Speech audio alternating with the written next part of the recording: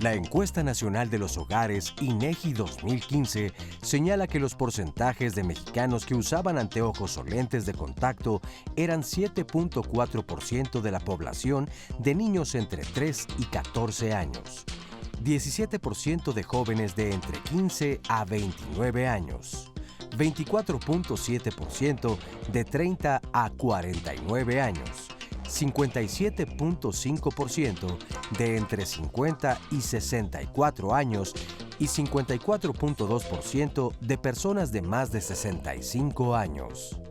Aunque estos datos ofrecían un panorama sobre las personas afectadas con un problema visual, hoy los especialistas advierten que las cifras se podrían incrementar debido a que uno de los principales obstáculos para que la población de nuestro país cuide su salud visual es la falta de información, la cual es vital para hacernos conscientes de los beneficios que el sentido de la vista ofrece en nuestra vida. ¿Cómo están? Bienvenidos a Diálogos en Confianza. Es lunes de salud y hoy traemos un tema muy interesante que estoy seguro que muchos de ustedes se van a identificar conmigo, muchos desde edades más tempranas y otros que están alrededor de mi edad o unos años más jóvenes. Yo hace aproximadamente unos 6, 7 años de repente me gusta mucho leer, me di cuenta que ya no podía y ahora no puedo vivir así simple y llanamente sin esto. Si me pasan una escaleta que no tiene la letra de este tamaño, tampoco leo nada. Entonces llega un momento que dice, pues, ¿qué me está pasando? ¿Y qué tengo que utilizar? ¿Tengo que usar lentes? ¿Esto se opera? ¿No se opera? Hay diferentes personas que tienen otro tipo de problemas que se operan desde mucho más temprano. Todo el mundo hemos escuchado hablar del láser. ¿Funciona? ¿Hay que operar un ojo primero, otro ojo después? Todo esto vamos a platicar el día de hoy aquí en Diálogos en Confianza. Estuve a punto de decir lentes en confianza. Oscar, te veo a ti viendo perfecto, ¿verdad? No, yo la verdad es que desde hace muchos años tengo tanto miopía como astigmatismo y además daltonismo. Entonces cuando me preguntan cómo veo, les digo, pues veo así. ¿Cómo ves cómo veo? No veo muy bien, pero me defiendo porque fíjate que siempre, bueno, desde pequeño creo que esto fue como a los 13 años la primera vez que utilicé lentes.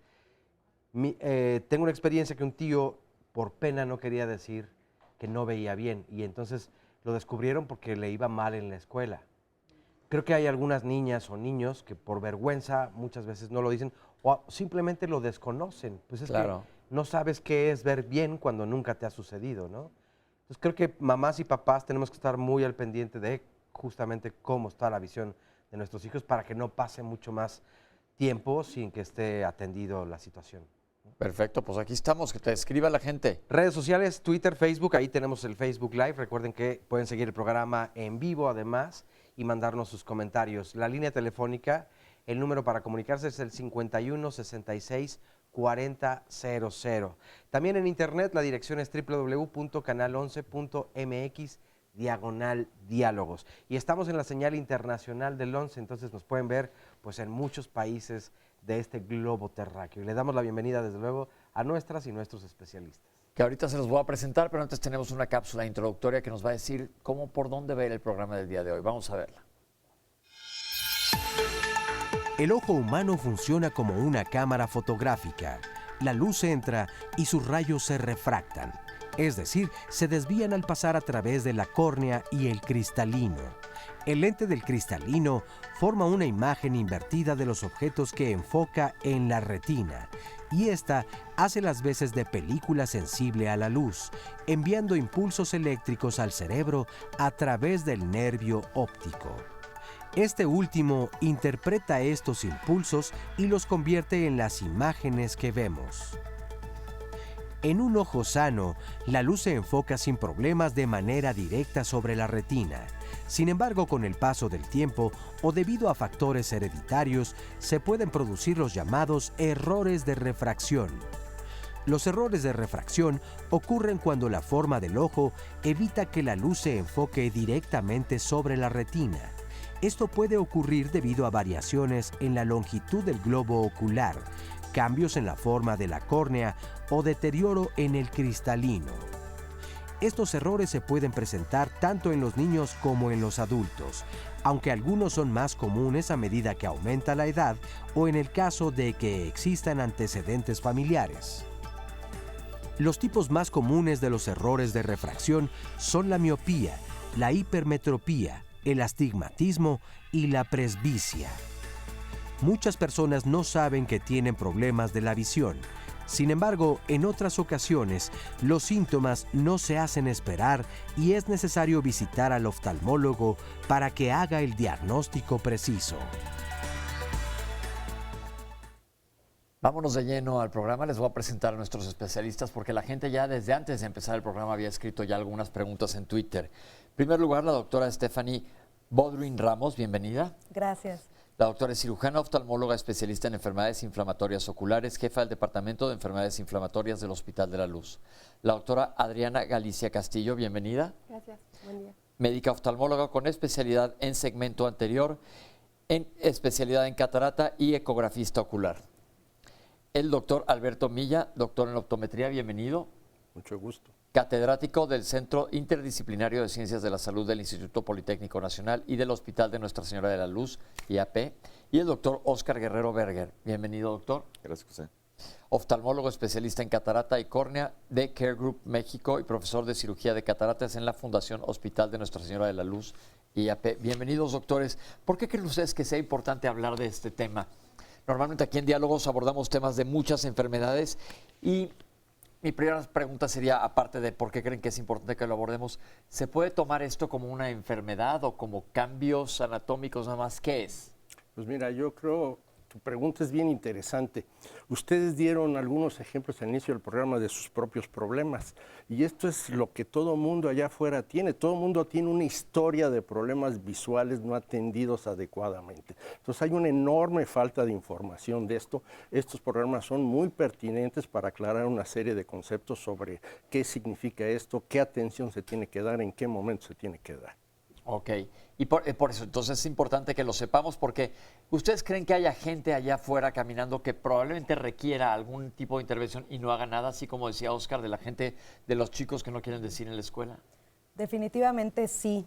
De hecho, en las escuelas es la principal causa de que los niños vayan mal en el colegio, ¿no? Entonces, un niño que no está viendo bien, que tiene un tipo de problema de estos, va a tener un mal aprovechamiento escolar. Entonces, en los niños es fundamental el reconocer este tipo de situaciones. Yo creo que este es un tema bien interesante. ¿Ya ves, mamá? Porque probablemente si tú estás diciendo, mi hijo le está yendo mal, a mucha gente no se le ha ni de ocurrir llevarlo a un oftalmólogo, un optometrista que le hagan una valoración. Entonces creo que este es un punto para arrancar el programa bien interesante. ¿Qué tanta conciencia de salud ocular existe en la población general? Me parece que no tanta, y algo que nos preguntan con frecuencia a todos los pacientes es ¿desde qué edad tenemos que llevar a nuestros familiares a una consulta oftalmológica? Y la respuesta es desde que nacen.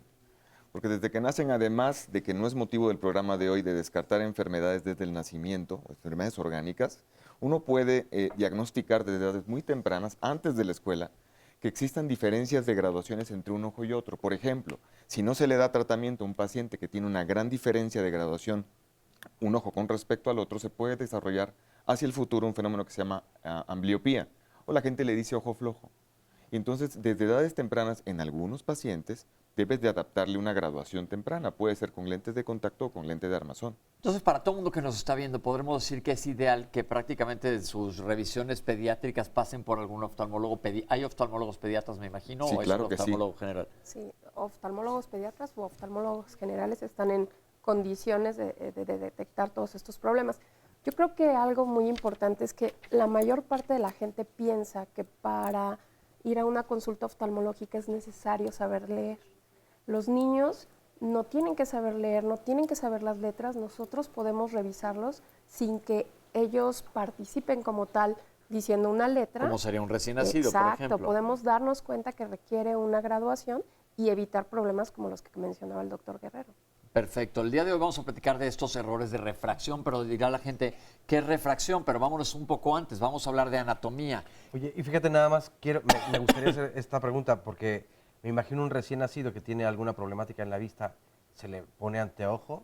Sí, claro. Sí, yo me acuerdo uno de mis sobrinos con las paredes, de verdad se daba, y pobre, se tardaron muchísimos años en darse cuenta que estaba pasando y ya le pusieron los lentes de esos, ya sabes, gruesísimos, pero de verdad no veía pobrecito nada. Entonces, yo creo que este es un punto muy importante para arrancar el programa, que todo el mundo lo tengamos en cuenta. Antes de entrar a que hablemos de anatomía, les quiero preguntar, En los servicios generales de salud, a los niños cuando nacen se les hace revisión oftalmológica. Yo diría que no hay ese, vamos a decir, hábito, esa esa cultura. costumbre, que debería de ser parte de una, vamos a decir, condición de salud pública. Así como hay una cartilla de vacunación, debería de haber una cartilla de salud visual, porque es importante que se sepa que si uno tiene un problema visual importante desde el nacimiento, los primeros 6, 7 años de vida son fundamentales para que se desarrolle la visión. Si uno se espera mucho hasta los 10, 12 años, probablemente algo de la visión ya no va a ser recuperada. Y en un mundo como el que vivimos, donde la visión el día de hoy es fundamental, pues eso va a impedir que se desarrolle hábilmente en una serie de actividades. Perfecto. Vamos a ver esta cápsula que nos explica qué es esto del cristalino, por qué, dónde hay un cristalino, de qué se trata, cómo está conformado en el ojo. Vamos a verlo. El cristalino es una lente que está dentro del ojo. El ojo tiene varias lentes, ¿no? La primera lente es la córnea y la segunda es el cristalino. Es una parte anatómica del ojito que es totalmente transparente. Y ese cristalino nos ayuda para que nosotros podamos ver de lejos y de cerca. Digamos que es una cosa dinámica, ¿no? Como un zoom de una cámara. Entonces, para ver de lejos, para ver de cerca, enfocamos y este se hace grande y se hace pequeño, dependiendo de dónde nos estemos enfocando. Y gracias a él podemos tener esta capacidad de nuestros ojos de ver a diferentes distancias. Cuando este cristalino se opaca, llega a ser una enfermedad dentro del ojo que se llama catarata y es lo que después operamos. Bien, entonces el cristalino lo podemos pensar como si fuera el lente de una cámara, que dependiendo de cómo enfoquemos se alarga o se hace más chiquito para poder enfocar. ¿Podremos así decirlo de manera más fácil o cómo se lo podemos decir al público? Sí, el cristalino es un lente que se localiza detrás del iris. Y ¿Cuál es el iris primero? El iris es lo que le da color al ojo. Ok, es una capita que tenemos. Ajá, en tu caso azules. Y el agujerito por el cual entra la luz se denomina pupila. Detrás de estas estructuras se encuentra el cristalino y modifica su poder, o sea, se vuelve más potente o menos potente dependiendo de un proceso que se llama acomodación, como habíamos visto en la cápsula. Y la acomodación depende de músculos que están dentro del ojo. Sí, La acomodación es un proceso maravilloso que funciona desde el nacimiento hasta los 45 años de vida, que es cuando empieza el inicio del declive. Es decir, la capacidad de ese lente, que es el focus de una cámara, literal, ese lente aumenta su diámetro o lo reduce dependiendo de la cercanía del objeto. Pero a partir de los 40-45, como el cristalino nunca en la vida deja de crecer, su volumen siempre se va incrementando y las capas que jalan y los músculos, esa proporción de fuerza se va mermando, la capacidad de enfoque del paciente se va reduciendo. Perdiendo. Y un buen día, súbitamente, normalmente, en la mayoría de los pacientes, tú lo sabes bien, simplemente amanecemos y ya no podemos ver bien de cerca. Sí, porque de verdad los que no están en esta edad van a decir todos, ¿qué onda? Es de un día para otro que dices, ¿y ahora qué pasó? Así de repente. Y luego te das cuenta que ya hay reuniones de gente de mi edad que todo el mundo saca sus lentes porque ya no le libramos. Fíjate, yo eso agregaría que justamente si hay un error refractivo o un problema de estos que todo mundo va a tener, es la presbicia, es esta falta de acomodación. O sea, de esa nadie se salva. Entonces, ahorita vamos a ver más adelante una cápsula que nos define las diferentes enfermedades, pero antes seguimos hablando en general del cristalino. Este lente, entonces, ya nos dijo el doctor, crece a lo largo de toda la vida y normalmente hablamos que nos dijeron en la cápsula que se puede opacificar. ¿Esto le pasa a todos? Sí. Sí, normalmente la proporción es, la probabilidad de que alguien desarrolle una opacidad en el cristalino es muy alta a partir de los 60-65 años. Y en un país como el nuestro, en donde hay muchísimo diabético, la incidencia de catarata es todavía más alta. Normalmente la causa número 1 es la edad, pero en nuestro país, diabéticos junto con la edad serían las dos causas principales. Y es que hay grados de opacificación, o sea, no todos los pacientes que tienen un grado de opacificación tienen que ser sometidos a cirugía de catarata. O sea, hay muchas personas que incrementan la densidad del cristalino y no requieren una cirugía como tal porque no altera su actividad diaria, ¿no? O sea, no todas las cataratas en sí se tienen que operar como de manera urgente. ¿No? Eso es importante. El día de hoy no vamos a platicar mayormente de cataratas, pero ya lo mencionaron los doctores y que tiene que ver con diabetes. La diabetes hemos platicado innumerables veces aquí en Diálogos en Confianza que la principal causa de ceguera en nuestro país, bueno, en el mundo, es probablemente la diabetes mellitus, sobre todo por la retinopatía diabética, pero yo siempre les digo que la diabetes no deja ni un títere con cabeza, no solo agarra la retina, también afecta el cristalino. Vamos a ver más errores de refracción y tenemos una cápsula que nos va a hablar de cómo es un examen de la vista, qué pasa el día que llegamos a ver a un especialista, qué es lo que nos va a decir que se va a hacer ahí. Pasa, por favor. Toma asiento. Vamos a checar tu agudeza visual.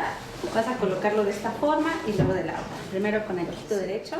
El examen de la vista es muy importante porque es como vamos a examinar a los pacientes y lo podemos dividir en varias partes. La primera parte, la agudeza visual, es el indicador donde nos va a decir qué tanto está viendo ese paciente. Lo hacemos a 6 metros, que es lo mismo a 20 pies. Hay muchos pacientes que van a ver, yo veo 20/400, 20/80. Entre mayor sea el número, es que el paciente ve menos. 20/400 es una agudeza visual muy mala, 20/80 va siendo mejor. Y lo que debemos de ver, lo ideal las personas es 20/20. Esa es la agudeza visual que debemos de ver.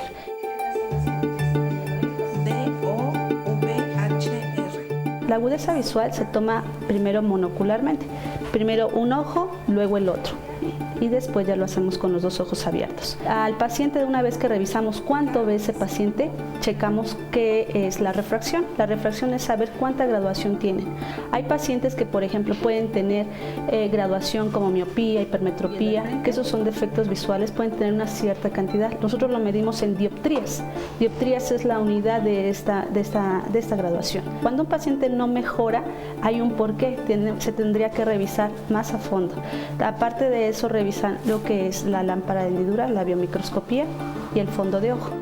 Voy a poner el examen de la vista se debe de hacer una vez al año, pero si hay alguna condición en la cual hay algún problema, esto se debe de hacer en menos tiempo, cada 6 meses o cada 3 meses. La edad en la que se debe de revisar a los niños es a partir de los 6 años. Eso es en una condición normal, donde no hay alguna patología, algún antecedente importante por parte de los papás. Si hubiese alguna situación donde involucra que los papás tengan graduaciones muy importantes, esta deberá ser antes. Doctores, comentan en la cápsula que es a partir de los 6, pero ahorita ustedes dijeron que se puede ver desde recién nacido. Sí, hay que aclarar algo que creo que es muy importante como parte de la información que le tenemos que dar al público. Se habla de un examen de la vista. Esto confunde mucho. Se tiene que hacer un examen oftalmológico que incluye una serie de cosas. Dentro de ese examen oftalmológico hay una parte que es la parte de refracción, donde se puede detectar los problemas que nos traen a este programa el día de hoy, pero es un examen completo, no un examen parcial, como ahorita nos pusieron a tomar cuánto ven unas letras, no, esto tiene que ser algo mucho más complicado, más complejo. Se ha dicho mucho que el ojo es como una cámara fotográfica. No, la cámara es como el ojo es algo mucho más complicado. Los problemas visuales esencialmente en nuestra población infantil se presentan durante el 1er o 2º año de vida. Examinando después de los 6 años, que lo estamos examinando muy tardíamente. Es ahí donde ya encontramos situaciones de incapacidades, como decía el doctor, que se les conoce como ojo flojo, ambliopía. Esto, pues en otros países legalmente se considera una invalidez. Nosotros no tenemos nada al respecto. Un problema es eso, que se quiere examinar a la gente muy tardíamente. Entonces, lo ideal es que desde los bebés se chequen. Y lo que vimos ahorita, como comentaron, fue un examen relativamente sencillo, pero un examen oftalmológico implica varias cosas. Les voy a contar, cuando yo he ido al oftalmólogo, no solo me tapan un ojo para que lea yo las letras que me ponen enfrente, sino que te dilatan la pupila, se asoman ellos a ver adentro. Esto es una cosa más complicada que ya platicaremos en algún otro momento, pero entonces es un examen oftalmológico. Y la pregunta que sigue es: ¿quién lo hace? ¿Un oftalmólogo o un optometrista? ¿Y cuál es la diferencia entre un optometrista y un oftalmólogo? ¿Cuándo acudir con uno y cuándo acudir con otro? Bueno, un oftalmólogo es un médico que se formó como médico. Que hizo la carrera de medicina. Hizo la carrera de medicina, después hace una especialidad en oftalmología y dependiendo si tiene alguna otra especialidad, se puede realizar. Un optometrista es una persona que estudia una licenciatura en optometría, no tiene una carrera médica, sin embargo tienen toda la capacidad de poder detectar problemas para poder referir a los pacientes con el oftalmólogo, ¿no? Ok, ¿el optometrista es la persona que normalmente está en un lugar de lentes? Sí, generalmente pueden estar en una óptica o también formar parte, o sea, como en... De un consultorio oftalmológico. o de un hospital, o sea, es un grupo donde podemos atender de manera mucho más completa a los pacientes, porque ellos son expertos en Claro. refracción. Entonces el optometrista tiene muchísimo que ver con el programa del día de hoy, porque los errores de refracción muchas veces lo diagnostican los optometristas, aunque si bien ya se dijo que no son médicos, son parte clave y fundamental dentro de la especialidad de la oftalmología. Claro. Porque eso preguntan, ¿cuál es la diferencia y con quién voy? Sí, ¿Qué claro. pasa, por ejemplo, que la gente que nos está viendo, que van a ir caminando por la calle hoy se dice examen de la vista en una óptica? Yo quisiera comentar esto. Yo soy optometrista, pero yo creo que primero tenemos que partir de que se ha examinado perfectamente a esa persona para de ahí derivar a distintas áreas. Un área de especialidad es la optometría, donde si ya se detectó que el problema básico es que ese niño no está viendo porque tiene una miopía, pues entonces el optometrista va a entrar, va a trabajar, va a hacer lo necesario para resolverlo.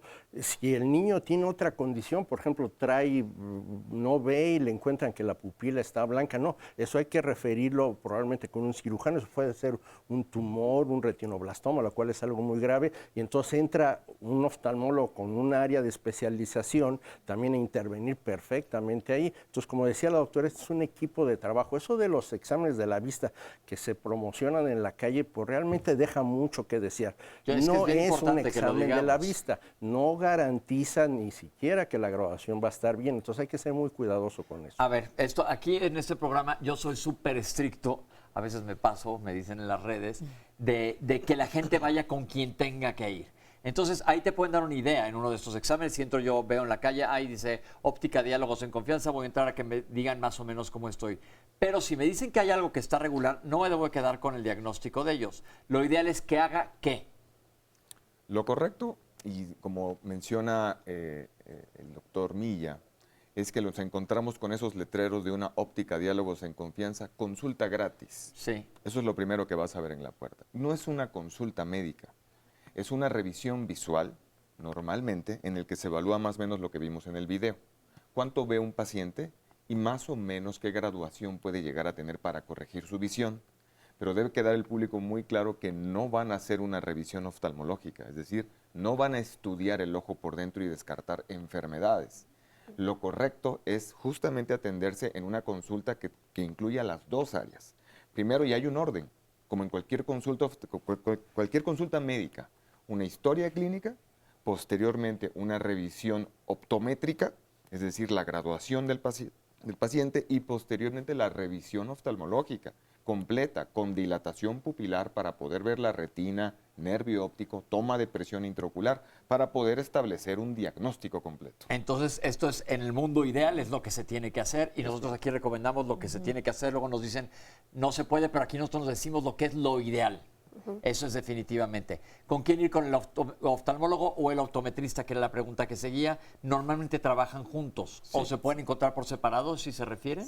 Sí, en muchos lugares, como bien mencionabas, en las ópticas, generalmente pueden encontrar un optometrista, pero bueno, si el optometrista detecta algo, por ejemplo, en las imágenes que él obtiene del ojo, puede detectar cataratas, algún tipo de imagen, como bien mencionaba el doctor Milla, de algo blanquecino, un tumor, entonces que requiera otra evaluación. O sea, lo normal sería referirlo, pero también tenemos pacientes que tienen años yendo a una óptica donde no han sido referidos para un oftalmólogo, y eso retrasa el tratamiento de las enfermedades. Siempre decimos aquí los lunes, la frase de todos los lunes es: mientras más temprano te diagnostiquen, va a ser mejor el tratamiento.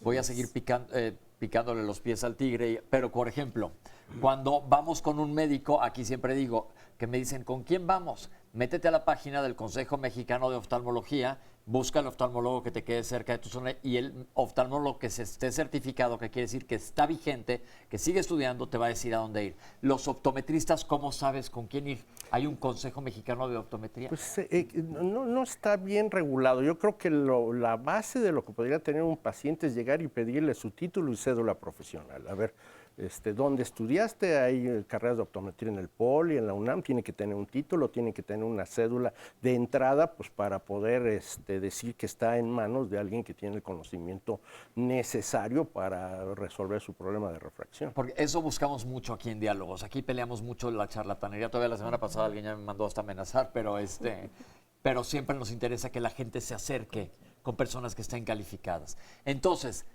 para que antes de que acabe el bloque, desde recién nacidos se pueden revisar los ojos. Ya vimos que existen diferentes tipos de errores de refracción que se pueden corregir con lentes de cirugía o con lentes de contacto, que va a ser lo que sigue en el programa. Ahorita vamos a ver cómo se nos va a estudiar y cuáles son las diferentes patologías que se pueden presentar. Pero, Oscar, tú ya tienes gente que ha llamado. Ya, afortunadamente ya hay varias preguntas, hay un buen interés sobre el tema. Nos dice Liuba Quick, en mi ojo derecho, desde niña, le decía yo a mi papá que veía una especie de frijolito fantasma. Nunca me llevó al médico y ya de adulta fui y el doctor me dijo que se me quitaría dándome masaje en el ojo, pero la verdad es que esto no se me quita. ¿Es correcto? ¿Es con masaje o uno no tiene por qué tocarse los ojos y esto podría agravar una situación? María Estela nos dice, mi esposo tiene miopía y astigmatismo. Hace 15 años se operó para dejar de usar lentes, pero solo le duró un año el gusto y volvió a los anteojos. Hace 2 años le diagnosticaron queratocono. ¿Hay relación con la operación? ¿Ya no tiene remedio? ¿Podría volverse a operar? Alex el Scout Ramírez nos dice, felicitaciones por el programa. El tema de hoy es muy importante y como siempre es importante fomentar la conciencia de un especialista porque a veces nos afecta en el bolsillo y en las clínicas de subsidio son un problema por el espacio de tiempo, pero es importante y vital atendernos. Marta Eugenia Garza Cavazos nos dice, buen día, por favor hablen de nistagmus congénito, gracias. Adriana nos dice, padezco miopía y astigmatismo desde hace 15 años y no fui candidata para la cirugía de corrección. Sin embargo, ya me acostumbré a los lentes y a veces me sube y bajan dioptrías. Afortunadamente me han bajado o se han mantenido. El problema es solo hacer ciertas actividades como ejercicio o nadar. Probé los lentes de contacto, pero son muy incómodos y siempre me los graduaban mal. Por ello, se nos queda la prevención y cuidado de este sentido vital. Bueno, pausa y volvemos. Los lunes son temas de salud y aquí les recordamos siempre acerca del proyecto Tlalpan 2020 del Instituto Nacional de Cardiología, que tiene como objetivo pues evaluar y ver qué factores influyen en la aparición de la presión arterial en la Ciudad de México. Y para esto se requiere de hombres y mujeres que quieran participar en dicho estudio, para lo cual hay ciertos requisitos, y a cambio van a obtener estudios gratuitos de laboratorio durante los próximos 10 años. Pero para saber cuáles son dichos requisitos, entonces pueden marcar ustedes al siguiente número, 55 73 29 11, a las extensiones 24 300, 24 302 y 24 303 para que puedan participar en este proyecto Tlalpan 2020 del Instituto Nacional de Cardiología. Bueno, vamos a ver a continuación la siguiente cápsula que nos va a hablar acerca de los errores de refracción.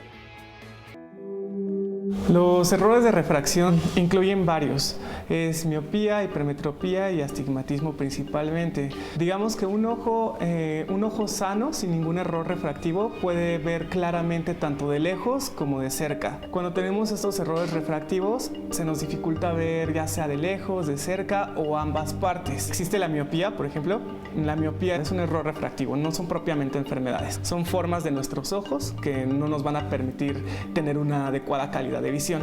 Entonces, por ejemplo, en la miopía lo que sucede es que el ojo es un poco más largo de lo normal y entonces los rayos de luz no se enfocan directamente en la retina y esto hace que nuestra visión no sea tan buena principalmente de lejos. Para ver de cerca, las personas que son miopes tienen muy buena visión de cerca, ¿okay? Incluso hasta después, mayores, cuando llega la presbicia, que es lo que se conoce como vista cansada, estos pacientes tienen la capacidad de seguir viendo bien. Eso es en la miopía. En la hipermetropía, lo que sucede es que más bien lo contrario, el ojo es un poco más corto, es más pequeño y de igual manera los rayos no se enfocan en la retina. ¿Qué pasa en estos pacientes? Cuando son jóvenes, a veces es subclínico. ¿Qué quiere decir esto? Que no se dan cuenta, ¿okay? No se dan cuenta que necesitan lentes, porque el ojo tiene la capacidad de compensar ese error refractivo. Y pues cuando son niños pasa desapercibido, pero cuando empieza la adolescencia, cuando empiezan a ser un poco más adultos, ya no empiezan a adaptarse tan bien a este error refractivo y empiezan con dolor de cabeza, se cansan mucho al leer, les arden los ojos, se frotan mucho, se les pone en rojo. ¿Por qué? Porque se cansan. Y esto se llama astenopia, ¿ok? Entonces la hipermetropía nos produce astenopia. Te digo, esto pasa porque es muy cortito el ojo. Cuando somos mucho más adultos y nos llega la presbicia, que es la vista cansada, llega mucho más rápido que en lo que debería de llegar. Generalmente llega a unos 40 años. Estos pacientes que son hipermétropes, desde los 30 a 35 años ya empiezan a tener síntomas de vista cansada, pero pues es más por la hipermetropía, que se corrige con lentes y no hay ningún problema. Y la tercera identidad es el astigmatismo, que son como irregularidades en la superficie de nuestro ojo, digamos que son como topecitos en el ojo, que va a hacer que esos topecitos, cuando llegue la luz a nuestro ojo, se vaya de diferentes formas e igual no se enfoque en la retina. Y el problema del astigmatismo es que ni de cerca ni de lejos vamos a ver. Doctores, ¿se pueden hacer miope? Sí, sí se pueden hacer miope. El desarrollo de la miopía es normalmente iniciar cercana a la pubertad, de ahí hacia los 20 años es cuando más cambia, después de los 20 años entra en un proceso de estabilización y ya después de los 30 rara vez cambia, pero se pueden hacer miope y cuando se nace miope significa que se va a llegar a tener una miopía muy alta, muy fuerte. Es decir, va a ir avanzando cada vez, la miopía puede ir empeorando cada vez. Sí, en general los niños son por el tamaño hipermétropes. O sea, la hipermetropía es tener en general un ojo pequeño en longitud anteroposterior. Entonces, generalmente los niños son pequeños y van a tener crecimiento. Por eso es que esperamos que puedan tener miopía en edades más avanzadas. Pero, como bien decía el doctor Milla, sí se pueden hacer miope. ¿Hipermétrope? En general todos nacemos hipermétropes. Pero eso se va recorrigiendo. Sí, por eso es que muchas mamás dicen, no, pues es que mi hijo utilizó lentes y se curó. No es que se haya curado, es que obviamente el ojo creció y alcanzó una longitud axial donde ya el poder dióptrico del interior podía compensar esa parte. En general lo que se busca es que el niño esté en su mejor condición visual durante todas esas etapas de crecimiento. Es por eso volvemos a que lo importante es que se diagnostiquen desde temprano, porque a lo mejor, como dices, usarán lentes una etapa y probablemente después ya no. Ahora, estos errores son, ¿qué tan comunes en la población general? ¿Qué frecuencia tienen? Muy comunes. De hecho, ahora que ya se definieron los conceptos de las 3 ametropías, miopía, hipermetropía y astigmatismo, la que menos entienden los pacientes y los médicos es astigmatismo. Que miopía es muy simple, no se ve de lejos, pero sí se ve de cerca. Hipermetropía, lo contrario, pero normalmente el hipermétrope se manifiesta más, expresa más de los 30 años en adelante. Una acotación, ojos muy pequeñitos hipermétropes, en adultos siempre van a tener más riesgo de desarrollar una enfermedad que se llama glaucoma, en la cual se incrementa la presión porque las dimensiones del ojo, como son pequeñas, el flujo del humor acuoso se puede llegar a obstruir. Dicho lo anterior, el astigmatismo, que en la cápsula me parece que fue explicada parcialmente, tiene que ver con la curvatura de la córnea. La córnea es lo que tenemos hasta adelante, la capita de hasta adelante, el ojo de donde se te mete la pestaña y te vuelves locos porque es súper sensible. Exactamente, donde se ponen los lentes de contacto o pupilentes, como le denomina la gente. Entre más curva es una córnea, genera más astigmatismo, y el astigmatismo en lo general no tiene que ver con distancias. El astigmatismo distorsiona la imagen de lejos y de cerca. Okay. Y se puede combinar tanto con miopía como con hipermetropía. Esto es, volviendo a la cámara tiene adentro de la cámara un cristal, que es el cristalino, un lente, pero afuera tiene un cristalito, que esta sería la córnea. Lo que tú ves enfrente a la cámara, esa sería la córnea. Si esta está alterada, vas a tener astigmatismo y por lo tanto ni de cerca ni de lejos. Se ven distorsionadas indistintamente la distancia. Y es distorsión, no quiere decir que por distancia no puedas ver. Pacientes con astigmatismo alto, sin ninguna otra graduación, muchos de ellos andan caminando en la calle sin gafas. Okay. Lo que hacen es cerrar un poco la hendidura, ¿sabes? Para poder enfocar. Como cuando haces así, a ver que estoy bien, ya la tiene perfecto. Es muy característico de la gente que solamente tiene astigmatismo. Ok, perfecto. Ahora vamos a ver esta cápsula, que ahora sí vamos a entrar al tema. ¿Cómo vamos a corregir esto? ¿Cómo se dice, lentes o gafas? ¿O es igual? En México, lentes. En España, gafas. Ok. Bueno, pues vamos a ver qué tipos de lentes existen.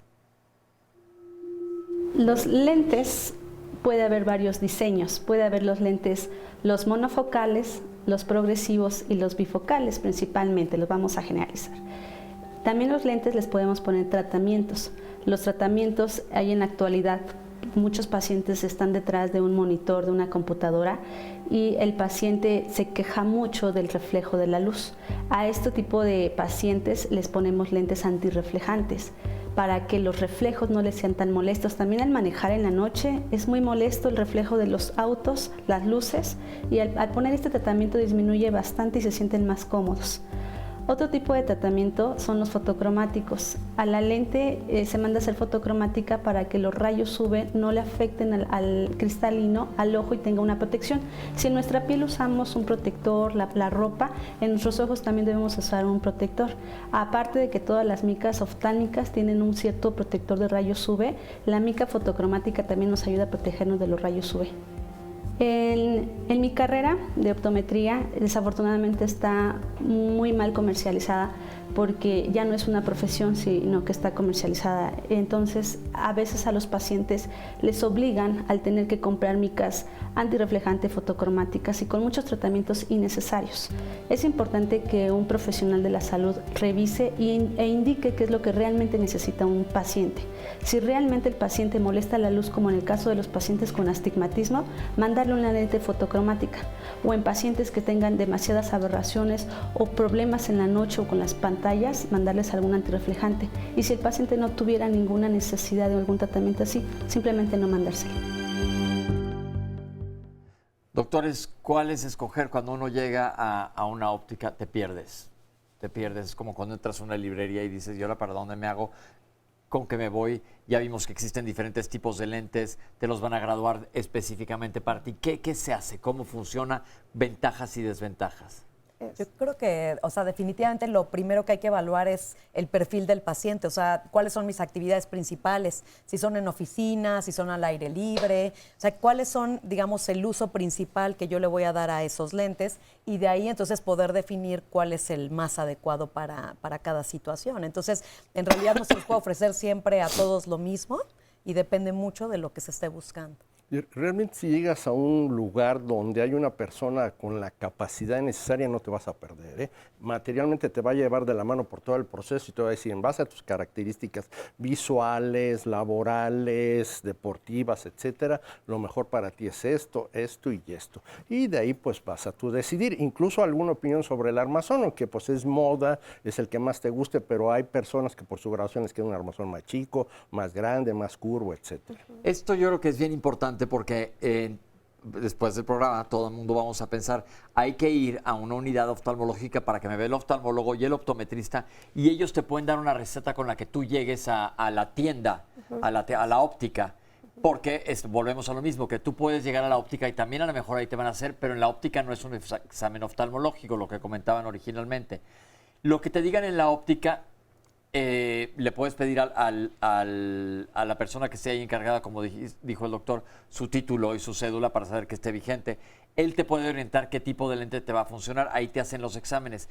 ¿Cuánto tiempo tarda? Porque hay unos que son carísimos, porque hay unos que no son tan caros. ¿De qué depende todo esto?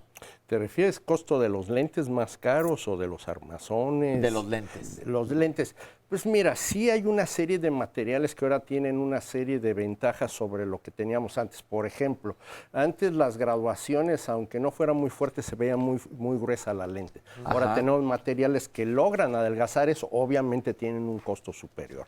Antes, pues materialmente las micas que llamamos se rayaban muy fácilmente, ahora se les ponen tratamientos que hacen que duren más. Se tienen pues cosas como antirreflejantes, se tienen tratamientos para protección de la luz ultravioleta. Ha ido mejorando la tecnología. Ha ido mejorando, entonces. y obviamente todo eso pues va teniendo un valor agregado que va incrementando el costo, ¿no? Pero como todo con el tiempo, cuando salieron los primeros celulares, tenían un costo alto, van bajando y ahorita tenemos verdaderas computadoras de mano que van con un costo mucho más accesible. Igual, cuando sale algo nuevo, novedoso, pues tiene un precio por toda la investigación que estuvo detrás de él y con el tiempo pues se van ubicando los precios. Los precios. Otra cosa, se comentó nada más rápidamente del armazón. ¿El armazón básicamente es para ver si me veo bien? No, es que eso es lo que no tenemos que perder de vista, ¿no? El lente tiene una función y es una función óptica. Obviamente, como una función secundaria, también tienes que ver que te quede bien, ¿no? O sea, no es un accesorio como tal, ¿no? Como lente oscuro, sí. Entonces, lo que tenemos que ver es que el lente cumpla su función.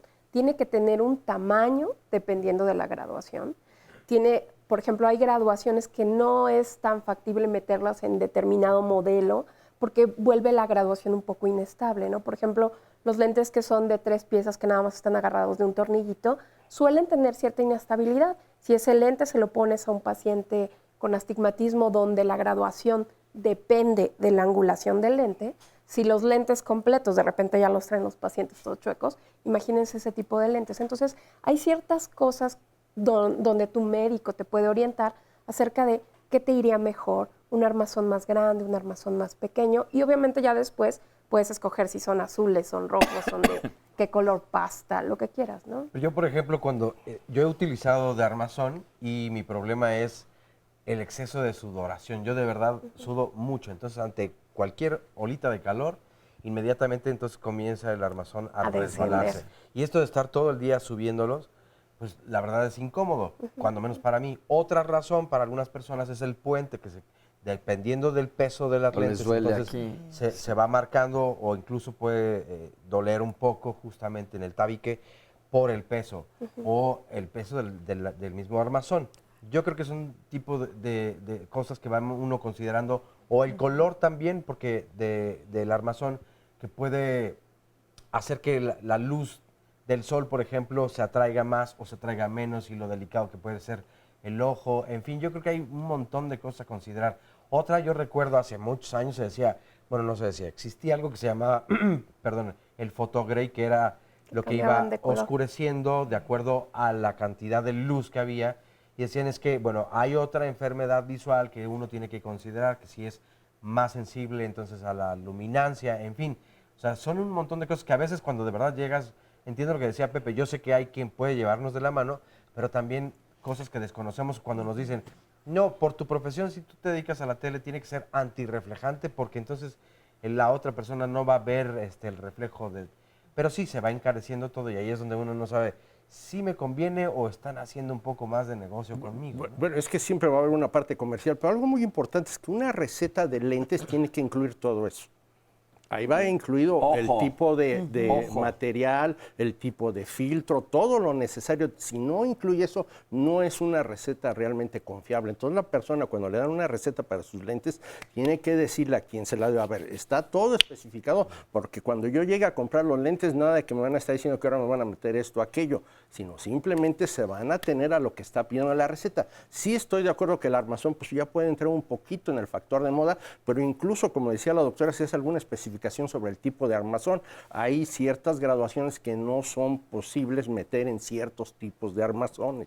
Entonces eso se le agrega ahí incluso a la receta. Y todas estas preguntas las puede hacer tanto un oftalmólogo como un optometrista, ¿o hay una capacitación distinta en cada uno? No, el uno, el otro, en el trabajo en conjunto pueden estar revisando eso, ¿no? Y asegurarse que cuando salió con la receta el paciente de ese consultorio, pues va con toda la información necesaria para ser perfectamente bien atendido. Bueno, pues esto está bien interesante porque como está viendo Ira, ponerse unos lentes no es como diría mi papá, enchilame otra, sino que hay muchísimas cosas que creo que es bien importante de este programa, pero ahora la voy a complicar un poco más. Bifocales, no sé cómo se llaman los que estamos hablando. Progresivos. Progresivos. ¿Qué onda con estos? Yo me acuerdo que una vez me puse unos de esos y dije me voy a romper la boca en cualquier instante. ¿Cuáles son ideales? ¿Cuáles no son ideales? ¿Por qué unos sí? ¿Por qué otros no? Se acostumbra la cabeza. ¿Qué quiere decir bifocales y qué quiere decir progresivos? Bueno, como su nombre lo indica, bifocal significa 2 puntos focales. O sea, tienes la visión lejana en la parte superior. Hay una línea generalmente que divide la graduación de lejos y la graduación de cerca.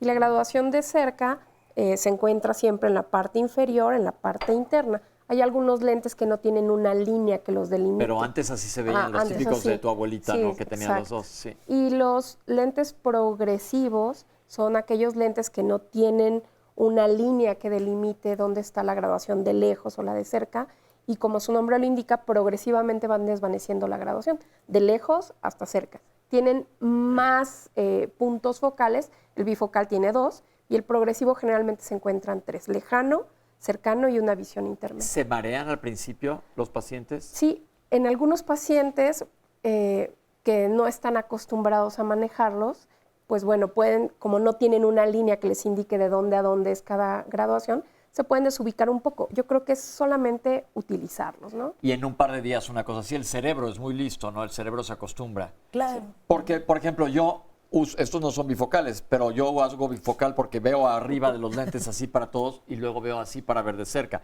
Eso tampoco está bueno, ¿verdad? No. ¿O mazo? Te limita mucho, bifocal ¿no? natural. Creo que sí. Pero hay personas como tú que se acostumbran a eso, ¿no? Sí, yo en el hospital vivo con el lente aquí abajo, así como también veías antes que lo ideal sería que me hiciera unos probablemente progresivos, pero una vez intenté unos y a la primera dije no, pero es bueno saber que a lo mejor sí puedo utilizarlos y es cosa de que me acostumbre nada más a ellos. Pero, perdón sí. que te interrumpa, No, nada más faltaba. el tipo de lente para poner una adición, que es esto que estamos hablando, depende muchísimo, como decía la doctora Bordún, de la actividad que realiza el paciente. No es lo mismo una persona que necesita una visión dinámica, estar lejos de repente aquí en la computadora y de repente mirar cosas de cerca, que una persona que a lo mejor puede ser un florista, yo qué sé, que vea de lejos y de repente esté acomodando aquí las flores. Probablemente no necesite ese dinamismo, y no porque los floristas no lo sean, ¿no? Pero si sus necesidades no implican eso, pues no lo va a requerir. Tomando nota, creo que yo voy a requerir una consulta. Vamos a ver esta cápsula de la presbicia. Bienvenidos a la presbicia todos los que tengan arriba de ¿qué? 40. 40 Vamos a ver qué es esto. La presbicia es la incapacidad para poder enfocar de cerca. Y esto es porque es un envejecimiento natural del ojo. Es normal. ¿Qué es lo que sucede? Que el cristalino, que es el que nos ayuda toda nuestra vida a poder enfocar de lejos, de cerca, con los años, esto es a partir de los 40 a los 45 años, va perdiendo la capacidad de poder enfocar de cerca. Hay pacientes que les llegan a decir que tienen vista cansada y tienen 15 años o 20 años. Están en un error. La vista cansada es a partir de los 40 a los 45 años. La presbicia se diagnostica en un examen oftalmológico. Al hacer la agudeza visual, checar la agudeza visual tanto de lejos como de cerca, ahí detectamos. El paciente nos dice, nos comenta que tiene varios síntomas, que no puede ver bien de cerca, tiene dolor de cabeza. Esos son los principales síntomas de la presbicia. Dolor de cabeza, visión borrosa, cansancio ocular. Y la presbicia se corrige principalmente con lentes. Ahí puede haber 3 opciones principalmente. Los lentes se pueden ocupar. Hay pacientes que ven muy bien de lejos y no necesitan graduación de lejos. A ellos podemos adaptarle lentes solamente para ver de cerca, se llama monofocal. Otro tipo de lente puede ser el bifocal, aunque ya no se utiliza tanto. El bifocal ya no se usa, porque hay pacientes muy jóvenes que no les gusta que se les vea media luna. Bifocal se llama así porque nada más te ayuda para ver a 2 distancias, lejos y cerca. El que ahora se utiliza realmente y es lo que a la mayoría de los pacientes les mandamos son los lentes progresivos. El lente progresivo te va a ayudar a enfocar, a ver de lejos, a una distancia intermedia que es para la computadora, y de cerca para que puedas realizar tus actividades a unos 40 centímetros. Pues así o más claro, perfectamente nos queda que tenemos que utilizar este tipo de lentes, pero existen otras opciones de las cuales vamos a hablar más adelante. Mi pregunta es, doctor, ¿es cada cuándo tiene uno que ir al súper o a la tienda a ir cambiando estos? No, yo lo que creo es que no es cuánto tiempo hay que ir a cambiarlo, sino hay que hacerse un examen y en base a ese examen determinar si hubo o no algún tipo de cambio. Desde luego va a haber sintomatología. Lo que le decimos a los pacientes es, según la etapa de la vida, se debe de examinar, no sé, cada año, cada 2 años, cada 3 años, pero si tiene alguna molestia, vaya al examen. Normalmente las graduaciones, por ejemplo, que tú tienes de presbicie, se cambian más o menos cada 3 años. Ok, otra pregunta es, el día que hicimos un programa de cuidados de los ojos, se lo recomiendo que lo vean, ya está en YouTube. Hablamos que es importante que todo mundo vaya una vez al año a revisarse los ojos. Ahí te van a decir, independientemente de que te revisen cámara anterior, te revisen todo el ojo, te van a decir cómo está tu visión en cuanto a lo que estamos hablando el día de hoy. Sí, es Ok, correcto. pero entonces no hay nadie que se salve. Todo el mundo vamos... Bueno, va a ocurrir y seguramente todos tenemos un amigo de nuestra edad que es miope y que no usa gafas para ver de cerca. Entonces eso te presumen. Claro, los miopes se corrigen conforme Los miopes se quitan sus lentes para poder ver de cerca. Y puedes tener 80 años, ser miope y ver perfectamente bien de cerca. Bueno, ya ven, alguna ventaja tenía que tener. Alguna ventaja. Además, chicos, vamos a contestarles de una vez algunas preguntas y Oscar ya está lleno de preguntas. Nos dijo una persona que dijo que en el ojo derecho su esposo veía que veía como un frijolito, nunca lo llevaron al doctor y le dijeron que con masaje se quitaba. No, esto me suena muy raro. ¿Qué le decimos a esta persona? Bueno, todos los pacientes que ven en su campo visual algún artefacto móvil, normalmente cuando los persiguen con la mirada nunca alcanzan ese artefacto.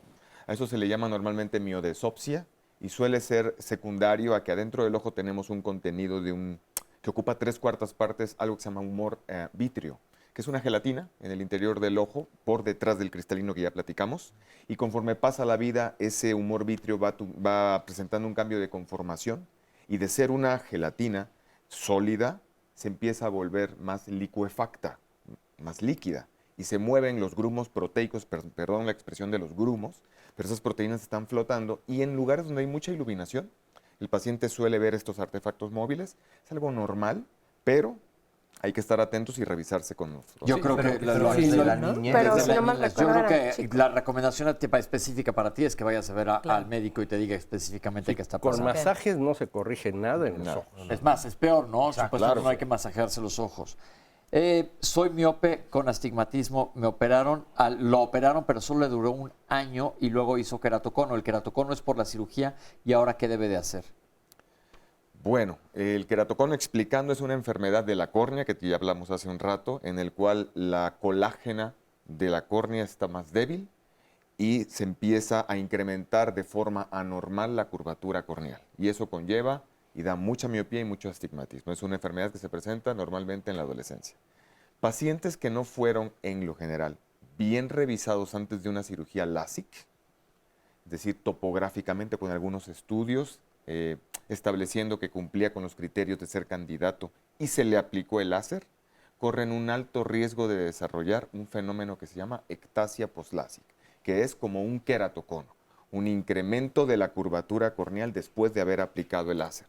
Y lejos de bajar la graduación de los pacientes con la cirugía, se les incrementa inclusive más de lo que tenían antes del procedimiento. Entonces, a este paciente habría que darle un seguimiento de por Y ver vida. qué fue lo que pasó. Y ver qué fue lo que pasó. Y sobre todo, ver cómo se le va a atender. Ok. Mi hijo tiene nistagmus congénito, no es el tema de hoy, pero nada más decir que es el nistagmus congénito. Es un movimiento anormal de los ojos y justamente al ser congénito se nace con esta alteración.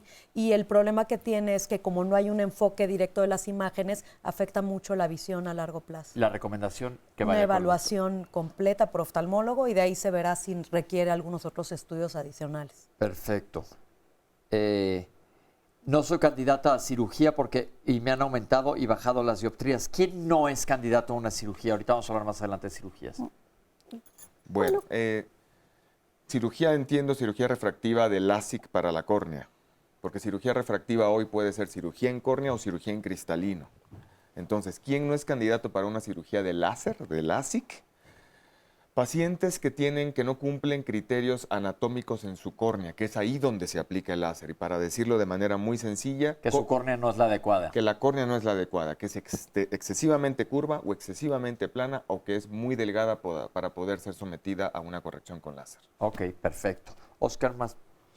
Nos dice Alejandro del Castillo, favor de comentar sobre las miodesopsias. ¿Tienen cura? ¿Cuál es el riesgo de desprendimiento de la retina? Vicky Flores nos dice, saludos a todos, interesante tema. ¿Por qué no debemos ignorar que hay que cuidar nuestra vista? Yo tengo una experiencia con mi hijo mayor, que yo fui la que se dio cuenta que algo pasaba en él. Sus calificaciones eran bajas y nunca me dijo que no veía bien hasta que le pregunté y lo llevé al optometrista y a hacer los exámenes de rutina. Además padecía dolores de cabeza como si fuera migraña y lo discapacitaba para hacer su vida normal. Esto no era normal, desde luego, y aprovecho para preguntarles, ¿es normal y por qué pasa? El único que no le gustó que usara lentes fue mi esposo y que era mi imaginación, que yo era la que quería usar lentes, pues nadie en su familia los usa. Pero de mi lado, desde pequeña uso lentes para corregir la vista. Yo veía con libros pegados en la nariz. Eso sí era grave por usarlos a temprana edad y me la corrigió.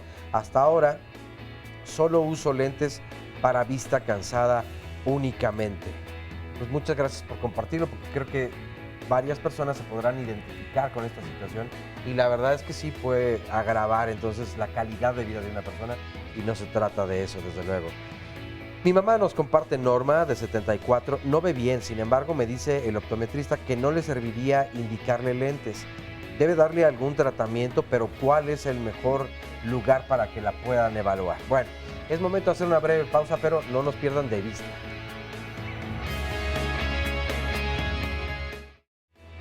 Regresamos a Diálogos en Confianza. ¿Alguna vez habían escuchado acerca de la herencia emocional de las abuelas? ¿Qué tanto nuestras abuelas pueden heredar parte de nuestra personalidad? ¿Se habían preguntado, mujeres y hombres, qué tanto peso tiene en una familia una abuela? Para algunas familias, desde luego, es la figura más importante.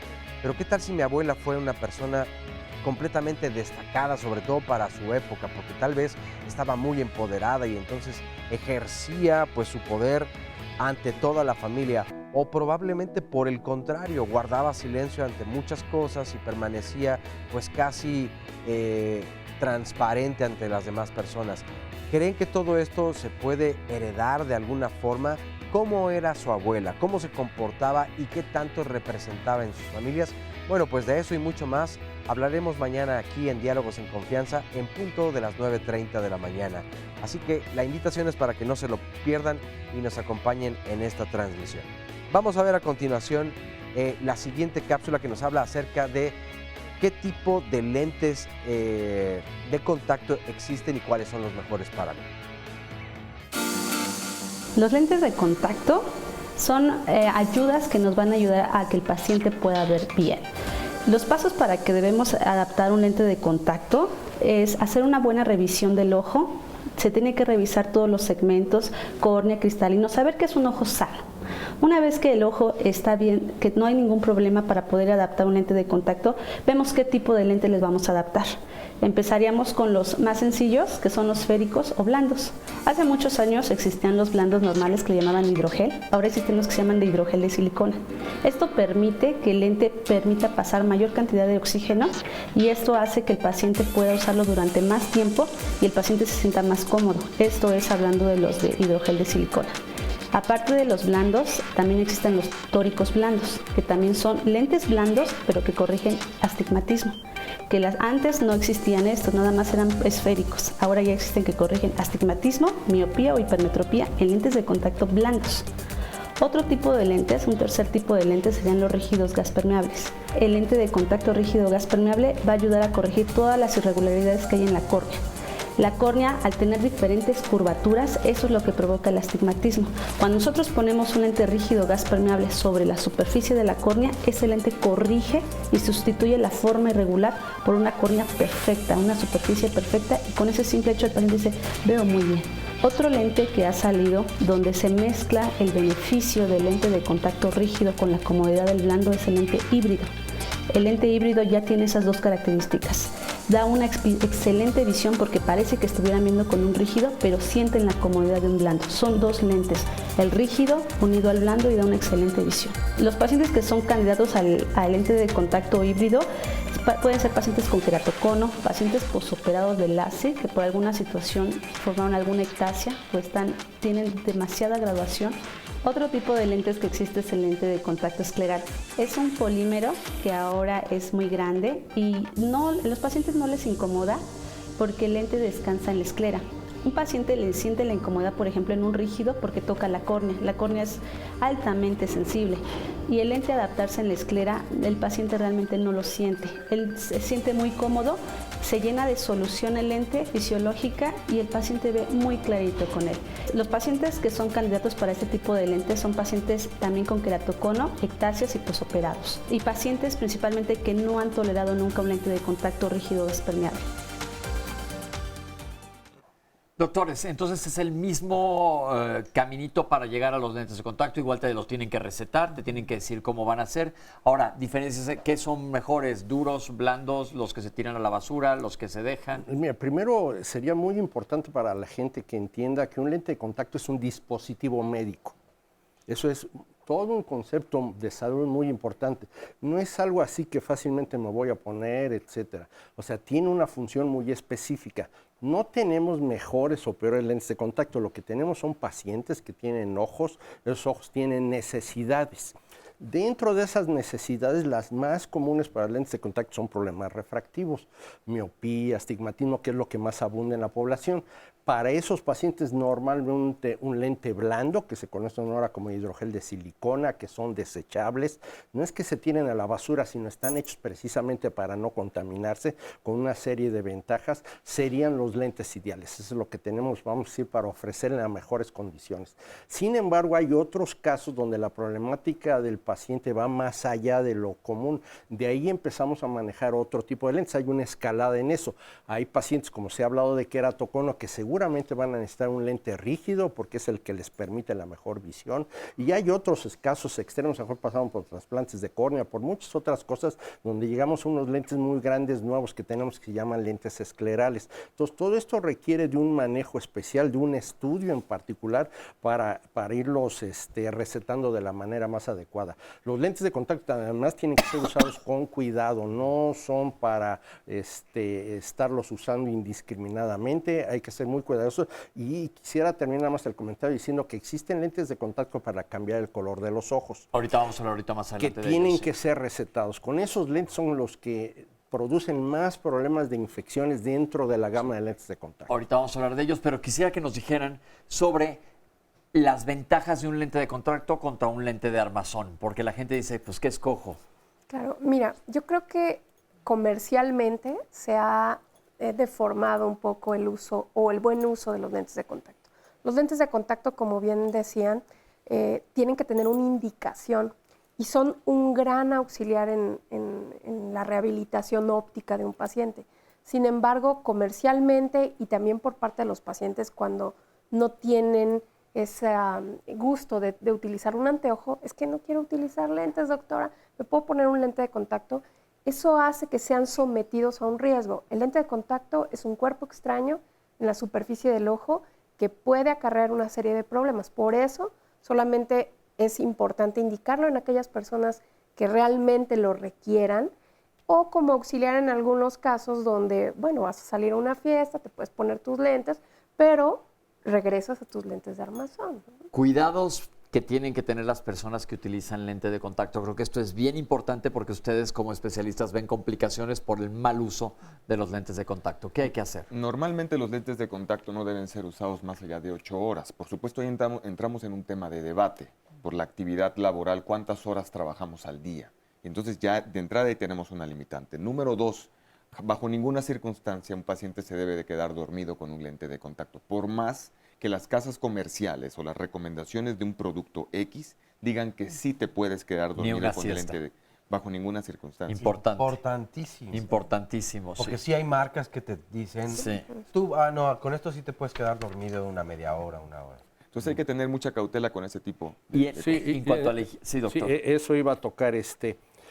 Algo muy importante para el manejo de los lentes de contacto es que nunca se debe usar agua de la llave para limpiarlos. El agua de la llave es potable, pero tiene toda una flora bacteriana que va a contaminar lentes y esa contaminación puede producir severos problemas en los ojos. Segundo, jamás te metas con lentes de contacto a albercas, mucho menos a ríos, lagunas, todo esto de... Ni el mar. Ni el mar, porque las posibilidades también de desarrollar infecciones muy graves que pueden llegar a producir la pérdida de un ojo, pueden estar presentes por el uso en esa condición. Otra cosa es obvio, la limpieza de lavarse las manos diario, pero la principal fuente de contaminación de los lentes de contacto, que no lo sabe la gente, son los estuches. Los estuches donde se depositan los lentes tienen que ser cambiados periódicamente, lo más frecuentemente posible. No solamente lavarlos, cambiarlos. No, hay que Pero y cambiar. lavarlos, volvemos a lo mismo, no se lavan con agua de la llave. Se pueden lavar con agua de la llave, pero se tienen que dejar abiertos y, secos. Y de cabeza, para que se seque No, perfecto. para que se seque y no se desarrolle ningún patógeno ahí dentro del estuche. No voy a quemar a quién, pero yo he conocido a personas que incluso porque no traen el líquido o se les olvidó el estuche, con la Meten a la misma boca. saliva lavan sus Muy frecuente. lentes y lo vuelven a introducir. ¿Cuáles son los riesgos de hacer algo? Es que es ahí la línea donde ya se le perdió el respeto al lente de contacto y entonces ya no toman las medidas de higiene, ¿no? Entonces hay personas que se les cae Ajá. y otra vez va para adentro. Casi, ¿no? casi como cuando en la primaria se te caía un chicharrón, te lo Yo- persinabas y yo va así, para ya, adentro. ya. lo Ajá, mismo con exacto. el lente de Ese es- contacto. Ese es el límite, ¿no? Y otra cosa importante que me parece, ya lo mencionaron hace un momento, los lentes de contacto cosméticos.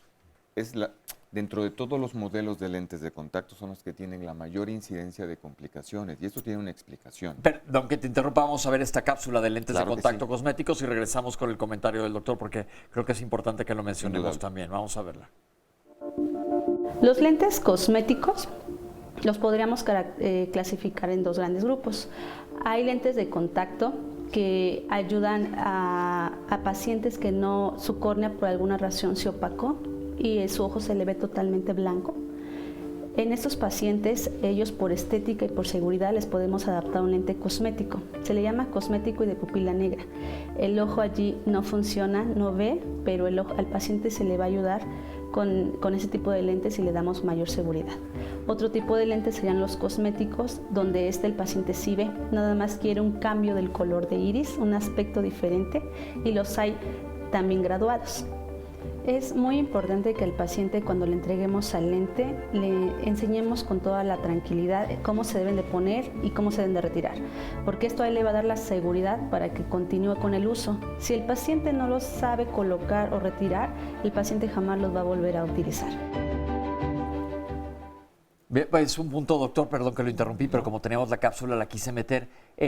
Ahora sí, volvemos a estos lentes. El problema no es el lente de contacto cosmético, el problema es el paciente. La situación es que los que usan lente de contacto cosmético lo usan todo el día.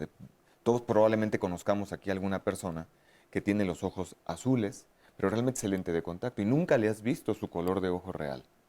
Y esto significa que el paciente ya es parte de su cuerpo el lente de contacto cosmético, por lo cual la cantidad de horas que utiliza es excesivo. No sabemos las condiciones de higiene. Y si nos vamos a pacientes muy jóvenes. ¿Qué pasa con el exceso de horas con los lentes? Número uno, la poca oxigenación que puede tener la córnea, lo que hablábamos hace un momento, y eso puede inducir una vascularización, es el crecimiento de vasos sanguíneos hacia la córnea, donde normalmente no debe de haber. Y segundo, una infección, que ya mencionaba el doctor Milla. Entonces, y estos pacientes, como forma parte de su cuerpo el tener los ojos de un determinado color, no se retiran el lente de contacto. ¿Y en qué pacientes vemos esto? Sobre todo en pacientes jóvenes, pacientes de 15, 20, 25 años.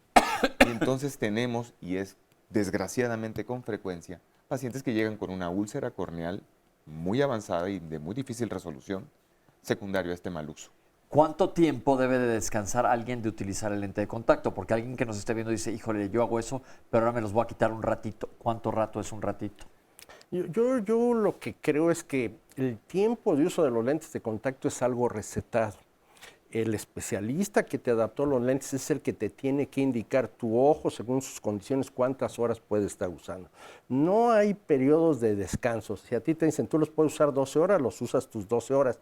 Nada de que los usé 8, le descansé 2 y luego otras 8 y no estoy cumpliendo 12, porque eso se presta a un mal manejo. No hay periodos de tiempo que pueden variar de persona a persona.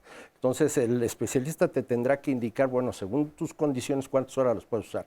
No recomendamos que esté quitándose los lentes para descansar por periodos. Lo que recomendamos es que los use un periodo, se los quite y al otro día los limpiará, hará todo el proceso necesario y al otro día los podrá volver a usar. No hemos comentado de los cosméticos, algo muy importante, la gente se presta a los cosméticos.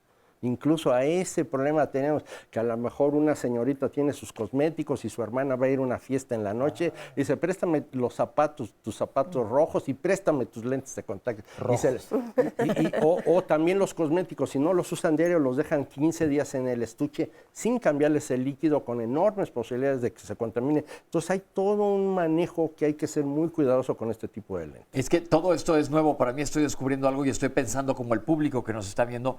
Hay muchísimas cosas claves que han dicho el día de hoy aquí para tener el cuidado de tus ojos. Ahora, la mayoría de las personas que utilizan lentes cosméticos, y hay personas con opacificaciones que hay una indicación médica, o médica estética para utilizarlo, que aparte le cambia la perspectiva de vida a ese paciente, pero la gente que dice, hoy quiero tener los ojos John, mañana negro azabaches, me voy a poner los pupilentes, los tengo que utilizar solo cierto tiempo, pero inclusive si están guardados en el estuche hay que seguir indicaciones. ¿Qué tanto? Y otra vez estoy metiéndome en terreno escabroso. Las personas que venden estos lentes, ¿qué tanta información le dan al paciente? Voy a una tienda de pupilentes. O que ellos mismos tengan. Sí. Sabemos la realidad, pues la gente va a llamar, no les están dando la información adecuada. Por eso bien decías, estamos diciendo cosas que son muy interesantes y que sabemos que normalmente no se están manejando. Entonces podemos decir que una persona que decida para mañana tener los ojos verdes, inclusive la pupila de gato, porque también hay unos que ahora es como una modernidad, como de Ofidio, no sé si han visto así una. Si te quieres poner esto perfecto, tú haz lo que te dé la gana, me dices, ¿estás feliz? Pero nuestra recomendación por parte de Diálogos es que si ya los compraste, vayas con un especialista y que te diga, a ver, te voy a revisar y te voy a decir cuál es la manera ideal de cuidar tus lentes, 2, tus ojos, porque creo que la mayoría de la gente no lo está sabiendo y esto puede ser un problema bastante serio. Y luego, ¿qué hay de la gente que, por ejemplo, estoy pensando en gente que se dedica a televisión, gente que se dedica a películas y me toca mañana hacer una película y me toca salir de Godzilla y les ponen unos lentes que tienen que usar, primero dura 2 horas ponerles el maquillaje complejísimo y les ponen esos lentes? Recomendaciones para gente que lo haga de tipo de trabajo y la película no sé cuánto dure en grabar. Yo creo que ahí no habría problema siempre y cuando esos lentes que le pusieron ya no se los vayan a poner a otra persona. O sea, que tengan una dotación para cada día. Probablemente ese día los usó 2, 3 horas a la basura. Si hay el riesgo, si ese actor, esa actriz tiene alguna condición en particular en sus ojos de que por haber usado ese lente pues vaya a tener un problema. En Estados Unidos hay mucho rollo con esto porque hasta firman convenios del riesgo de andarse poniendo lentes de contacto y maquillajes y todo, ¿no? No, pues yo pienso en un actor que va a salir en Los Hombres X, estas películas, a todos les cambian los ojos. Sí. Y han de durar mucho tiempo con esos pupilentes. Pero mi recomendación es para Scarlett Johansson y sus amigos es que vayan con el especialista. No, de verdad, porque estoy seguro que no lo saben. No lo saben y lo estamos nosotros aquí entrenando también y puedes tener en riesgo tu salud ocular. Otra cosa es pedir como ahora sí como cuando vas al acupunturista o a que te pongan una inyección de toxina botulínica. Ve que enfrente de ti abran el producto y sea nuevo. Ese es otro punto bien importante. Ya, te agradece mucho. Ya le mandé el mensaje a Scarlett. Pero a su WhatsApp seguro. Sí, Perfecto. Oye, yo tengo 2 preguntas en cuanto a los mitos que puede haber en torno a los lentes de contacto. Uno, ya lo mencionábamos fuera del aire. Para quienes los hemos usado, hay momentos en donde de pronto el lente se escapó y comúnmente se dice se fue hacia atrás. ¿No? Y otra, ¿qué tanto daño puede? Porque muchas personas dicen, si usas lentes de contacto y te pones unos de armazón al mismo tiempo, entonces las consecuencias son drásticas. ¿Son parte de un mito o sí es una realidad? Bueno, esto que dicen, se me fue para atrás, nosotros sí tenemos obviamente una parte trasera del ojo, pero el lente de contacto no puede rebasar una zona que se llama fondo de saco. Nosotros tenemos una capa que es la conjuntiva, que muchas veces se inflama y dicen, tienes conjuntivitis, ¿no? Esta capa recubre la parte interna de los párpados, da la vuelta como si fuera un dedo de guante y cubre la parte superficial de la esclera del ojo. Entonces, cuando el lente llega a descentrarse, puede rotarse un poco y llegar al fondo de saco. Entonces, no se va a ir así, sí, o sea, lo puedes encontrar, ¿no? Y además está diseñado para la curvatura de la córnea, ¿no? En la esclera, bueno, se puede sentir como que tienes un cuerpo extraño o algo y en general el paciente lo encuentra, ¿no? Porque si no se asusten de esto, porque sí, oye, ya se fue para atrás y ahora ¿qué hago? Es como cuando te hacían cama china. Está la sábana así, nada más puedes meter los pies hasta cierto lugar. Así está tu anatomía, no se puede ir para más atrás. Entonces, nada más que aprendan. Yo creo que es bien importante el día que utilices lentes, que vayas con el médico y te enseña a ponértelos y quitártelos 15, no sé cuántas veces, pero para que sepas. Hay quienes han llegado a olvidar si ya se los quitaron o si se los pusieron. Entonces imagina que tú con el ojo con el dedo directamente estás en la córnea lastimándola. Y lo que decía el doctor hace rato, la limpieza o la higiene de los dedos o las manos es vital, porque si no entonces te estás infectando un montón. Del otro que comentaste, no, hay veces que mandamos los de contacto y unos de armazón encima, eso es común, eso no perjudica en absoluto. Esa es una forma de correr. complicaciones del mal uso de los lentes de contacto. Infecciones, esa es de las más graves que podemos tener, úlceras en la córnea y que son de las de más difícil tratamiento. Hay otras que quizás pueden ser más tratables como ojo seco, alergias, ¿sí? Pero no quieres tener ni una. No quieres tener, no, y la infección generada por un lente de contacto es realmente de las cosas más graves que pueden ocurrir. Entonces sí hay que tenerles mucho respeto. El señor Martel nos dice, respecto a los problemas de la vista, la pregunta para los especialistas es la siguiente. ¿Es curable la presbicia? Me interesa saber si es operable, es curable o ya tiene uno que vivir por siempre con anteojos. Esta otra llamada es Jaime Bárcenas. El examen de la vista siempre lo he reprobado. No es cierto que no había escuchado que se dijera como que repruebo el examen. No es cierto que el rendimiento escolar se vea detenido por una vista reparada. Tampoco el ojo crece. Hay acomodo, sin duda, pero no crece. Opina. Claro que crece el ojo. O sea, el ojo de un bebé recién nacido no es el mismo tamaño de cualquiera de los que estamos aquí sentados. ¿Sí? Carlos Becerril de la Cruz dice, tengo un derrame interno en el ojo izquierdo que me hace ver muy borroso y cada vez veo menos. ¿Qué puedo hacer y a dónde puedo acudir? Guillermo Ramos Muñoz, yo hasta el momento y desde siempre he sabido que tengo 20/20 de visibilidad, pero sucede que un amigo de 71 años, quien se dedica a la apiterapia, aproximadamente hace un año me comenta que ya no ve bien y le dice que tiene la retina seca. Quiero preguntarle a los especialistas si esta enfermedad definitivamente ya no tiene cura o algún remedio. Gracias a todos en el panel, pues casi todos los días puedo ver su programa y arriba el IPN. Pues muchas gracias a ti y un abrazo. Ana Monterrubio nos dice, uso lentes de contacto desde hace más de 40 años y la verdad es que tengo una muy buena adaptación. Yo lo creía imposible y la verdad es que es algo muy cómodo de hacer cuando ya tienes la costumbre. Y lo haces bien. Y lo hago bien, exacto. Sí, porque de verdad de no seguir las recomendaciones, esto por ejemplo de no utilizar los dedos limpios, las manos, es un ardor como si te metieran chile a los ojos y de verdad no es recomendable para absolutamente nadie. Como lo que en este momento haces, mi querido Pepe. No, Mónica, Mónica Suárez Gómez nos dice, a los 27 años me recetaron lentes de contacto, pero nunca me pude adaptar a ellos. Después fui con un oftalmólogo homeópata. Me mandó un tratamiento homeopático y en 8 meses recuperé la normalidad de la visión. ¿Qué opinan ustedes de esto? Tere Leger nos dice, tengo una hija de 14 años, le diagnosticaron miopía y astigmatismo de los 7 años a los 10 usó gafas con armazón hasta que cambió a desechables. Y sí le sigue avanzando, pero poco. Mi aportación al 11 es que encontramos un oftalmólogo quien implementa un tratamiento denominado moldeo corneal, el cual se trata de una especie de lentes de contacto como semirrígidos que por la mañana se los quita y los deja en un líquido para esterilizarlos. Pero durante todo el día anda sin lentes y recupera absolutamente bien toda la visión. Solo sé que se utilizan cuando la persona duerme. El doctor que la ve es un doctor que está en Houston, pero es español. Pues sí, pero en 10 minutos con un LASIK podría resolver eso para no estarse durmiendo con los lentes y todo. Sí, ese es un método muy antiguo, se llama ortoqueratología a base de lentes de contacto rígidos, moldear la córnea para modificar los efectos a mediano plazo. Pueden ser dañinos para la córnea, no son permanentes, se sigue haciendo, pero creo que ya tenemos una tecnología mucho más avanzada que eso, ¿eh? Muy bien. Arcelia Sotomayor nos dice, ya usé gafas, lentes de contacto y tuve 2 cirugías, una por miopía y otra por cataratas. Actualmente uso lentes bifocales, pero cada vez veo menos. ¿Qué me aconsejan? Esta otra llamada es de Lucila Sánchez Marín y nos dice, tenía problemas de hipermetropía, astigmatismo y miopía. Hace 15 años me operé, pero con rayo láser, y ahora ya no veo de cerca. Esta otra llamada es de Beatriz Moreno y nos dice, me hice un examen de la vista y me dice el doctor que tengo los ojos resecos debido a la edad y me recomendaron lubricante. Deberían hacer campañas de información sobre este tema. Falta mucho por aprender.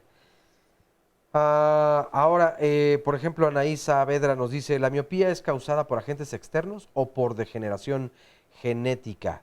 León Gore Méndez, en la ciudad de Tulancingo existía un eminente oftalmólogo muy capaz y muy querido, reconocido a nivel mundial, hacía cirugías en Houston, ahora atiende a su hijo. Felicitaciones por el tema, lo ideal sí es asistir con un especialista, pero como sugerencia, dentro de ese idealismo es dar a conocer los precios tentativos, porque eso inhibe muchas veces al bolsillo y la voluntad de las personas. Beto B. Celis nos dice, hace años me diagnosticaron queratocono y estuve usando lentes de contacto, de esos que llaman duros. Eran muy molestos y dejé de usarlos. Actualmente, ¿hay algún tipo de lente de contacto que no lastimen al momento de ponerlos? Les agradezco mucho. Mucha familia materna, nos dice Allen, mi mamá, mis 2 hermanos y yo usamos lentes, la mayoría por miopía. Hasta ahora mis 2 hijos no tienen problemas visuales. Si llegaran a tener nietos, no quisiera que padezcan lo mismo. ¿Qué se puede hacer para no heredarlos? ¿Es posible prevenir esta situación? Teresa nos dice, se me infartó el ojo derecho hace 14 años. Fui al Hospital de la Luz y me dicen que ya es una cicatriz vieja, que hay pocas posibilidades de éxito. ¿Esto es verdad? Rosario nos dice, tengo una niña de 40 días de nacida y desde el día 5 presentó problemas en los ojos, muy llorosos en la parte lagrimal. Posteriormente, muy lagañosos. Me preocupa que sea un problema de vista o solo se puede tratar de una infección. ¿Qué opinan? Muchas preguntas hasta el momento, pero gracias. Antes de irnos al corte, vamos a contestarles algunas de ellas. ¿Miodesopsias tiene riesgo de desprendimiento de retina? Pues mira, las miodesopsias son, digamos, lo que se llama moscas flotantes, ¿no? O sea, la gente los reconoce como puntitos que hace un momento explicaba Oscar de lo que se trata, sobre fondos blancos se pueden ver más. Más bien las miodesopsias pueden en algunos casos ser un dato de que exista una lesión en la retina que pueda predisponer a un desprendimiento. Es decir, si una persona tiene este síntoma, lo ideal es revisarse, revisar la pupila, hacer una dilatación de la pupila para revisar la retina completa y descartar si existe algún problema. Bien, esto va igual que la pregunta que seguía, que decía que su hijo, que si es normal que le vaya muy mal en la escuela y le duela la cabeza, llévenlo al oftalmólogo.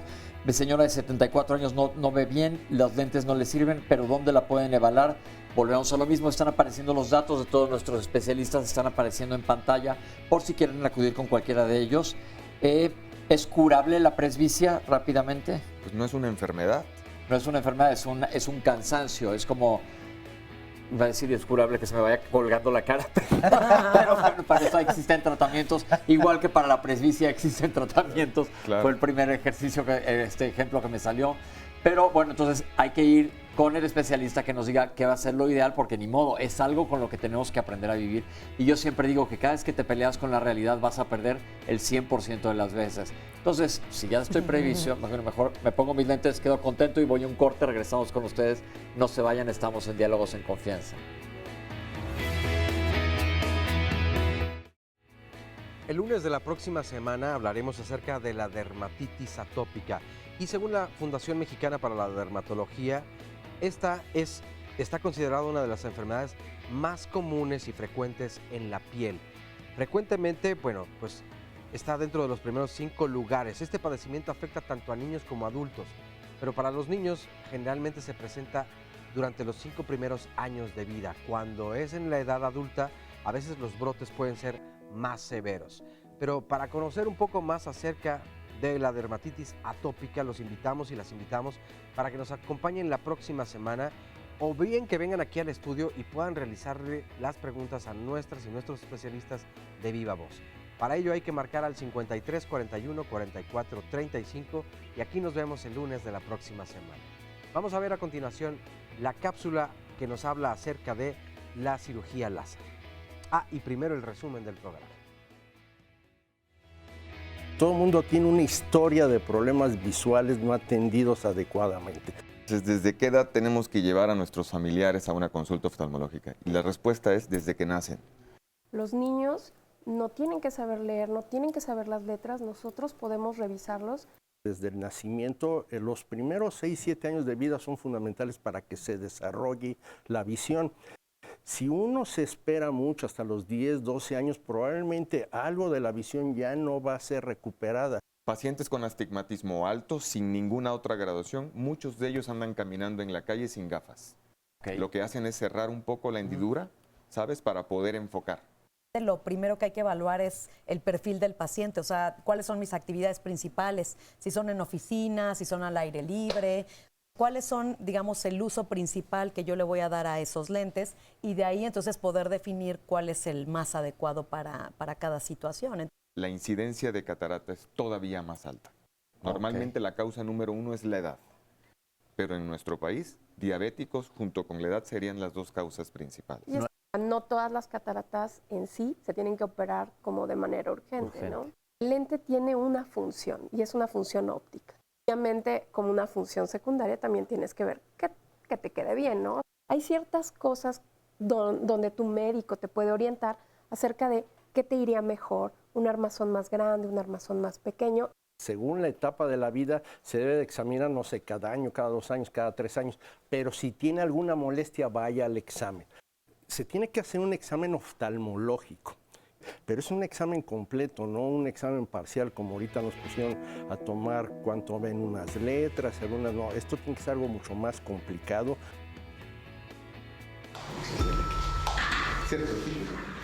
La cirugía láser se emplea principalmente para corregir los errores refractivos. Como mencionamos antes, hay diferentes tipos de errores refractivos, entre los principales miopía, hipermetropía y astigmatismo. Y esta cirugía láser nos ayuda para que la gente pueda llevar a cabo su vida diaria sin la necesidad de utilizar lentes. Por ejemplo, en los deportistas o en gente que va al mar, que nada mucho, es muy importante que ellos tengan una visión del 100% porque si no, no pueden desempeñar sus tareas. O simplemente también por una cuestión estética que no quiera utilizar los lentes la persona. La cirugía láser hay varias técnicas. Lo que consiste en grandes rasgos es en tallar como una lente en la parte superficial del ojo que se llama córnea, que es una parte transparente, y lo que nosotros hacemos es darle láser en ciertas zonas específicas para que nosotros podamos corregir ese error refractivo. Una vez que alguien es operado por cirugía láser para retirar los errores refractivos, es capaz de tener una muy buena visión. Nuestro objetivo es que no dependas de los lentes. Para que pueda ser candidato a una cirugía láser, llevamos a cabo diferentes estudios. No todos los pacientes que usan lentes pueden ser candidatos a esto.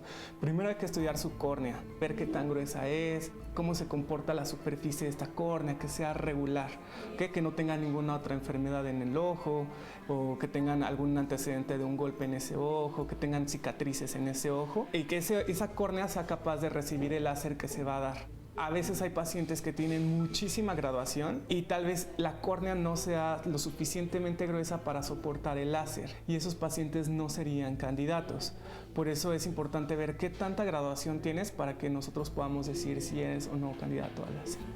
Después de la cirugía refractiva, lo más importante que tiene que seguir el paciente es no tocarse los ojos, no tallarse, no manipular nada. Preferimos que los primeros días el paciente se vaya con unos gogles de protección para que no vaya inconscientemente durante el sueño, pues rascarse, ¿no? De que estoy bostezando y me rasco. En promedio una cirugía refractiva dura entre 10-15 minutos por ojo. Entonces es una cirugía bastante rápida, bastante noble, que no requiere que esté hospitalizado.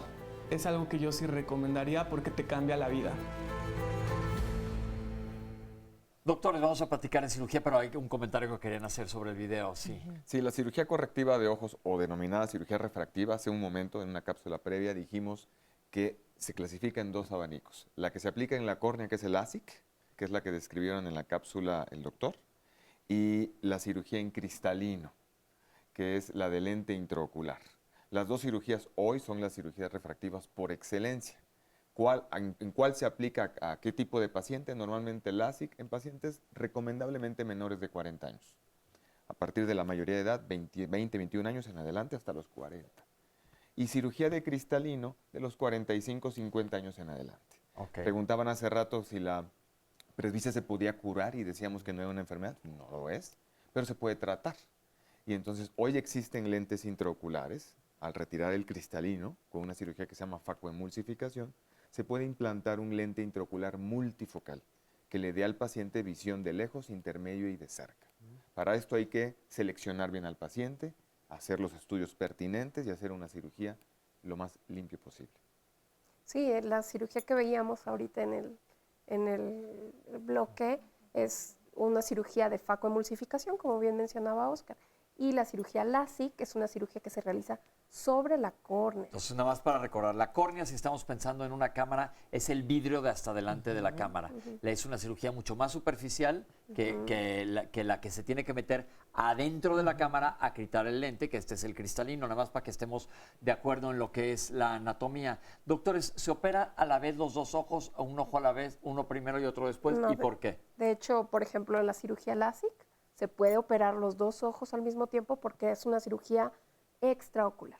En la cirugía intraocular, que implica entrar al ojo y hacer o quitar el cristalino, en esas condiciones no se debe hacer una cirugía al mismo tiempo en los dos ojos. Es monocular y hasta que se restablece un ojo puedes poner en riesgo el otro ojo. Esto es por el riesgo quirúrgico, que aunque sea muy bajo, obviamente quieres mantener un ojo por si pasa cualquier cosa con el otro. Ahora, volviendo al LASIK, ¿el LASIK qué es lo que le hacen al ojo? El LASIK lo que hace es, justamente a través de un láser, pulir la córnea para darle una forma adecuada y corregir la graduación que tenga el paciente, ¿no? Entonces, con el láser lo que se hace es un tallado en ese lente, ¿no?, en nuestra córnea, y de esa manera ya tiene una mejor forma para poder corregir la graduación. Y dependiendo de la graduación que tenga cada quien, es la injundia con que le Por tallan, supuesto, sí. con lo que le dan a obviamente La todo esto está programado. Claro, claro, de acuerdo a la graduación, nosotros esos datos los debemos tener muy claros, vemos cuál es la graduación del paciente y de acuerdo a eso es la cantidad, el tipo de tallado y demás del láser. Se hablaba que se utiliza en gente de menos de 40 años idealmente. Hemos escuchado a muchas personas que sean miopes o hipermétropes que se quieren corregir antes de los 40 años. Ellos después de los 40 años, cuando empiece el envejecimiento natural de su ojo, ¿qué va a pasar? Hace un rato mencionaba mi tocayo de que un paciente se operó de láser y ahora ya no ve de cerca. Entonces, recordar, la miopía por naturaleza te da visión de cerca aunque tengas 80 años. Si un paciente se opera de LASIK de miopía a los 50, 60 años, no quiere decir que esté mal, no es una contraindicación. Se le explica al paciente que va a poder ver de lejos sin gafas, pero lo que va a perder es su capacidad de visión cercana. Entonces, el miope debe de saber, aquel miope que es presbita, que tiene presbicia o vista cansada, que va a ganar visión de lejos, pero va a perder visión de cerca después de los 45, 50 años. Esto es importante porque no todas las cirugías son iguales para todo. Es decir, existen, ya vimos, diferentes patologías o diferentes alteraciones anatómicas, por así decirlo, que te las va a corregir específicamente para eso la cirugía, pero eso no descarta que siga el envejecimiento normal del ojo y vayas a presentar otra cosa. Porque yo creo que esto es muy típico y hubo preguntas de, ya lo operaron y ahora tiene que usar lentes, que esto pues es, entonces me imagino, relativamente común. ¿Qué cuidados tiene que tener un paciente postoperatorio? ¿En cuánto tiempo está bien más o menos?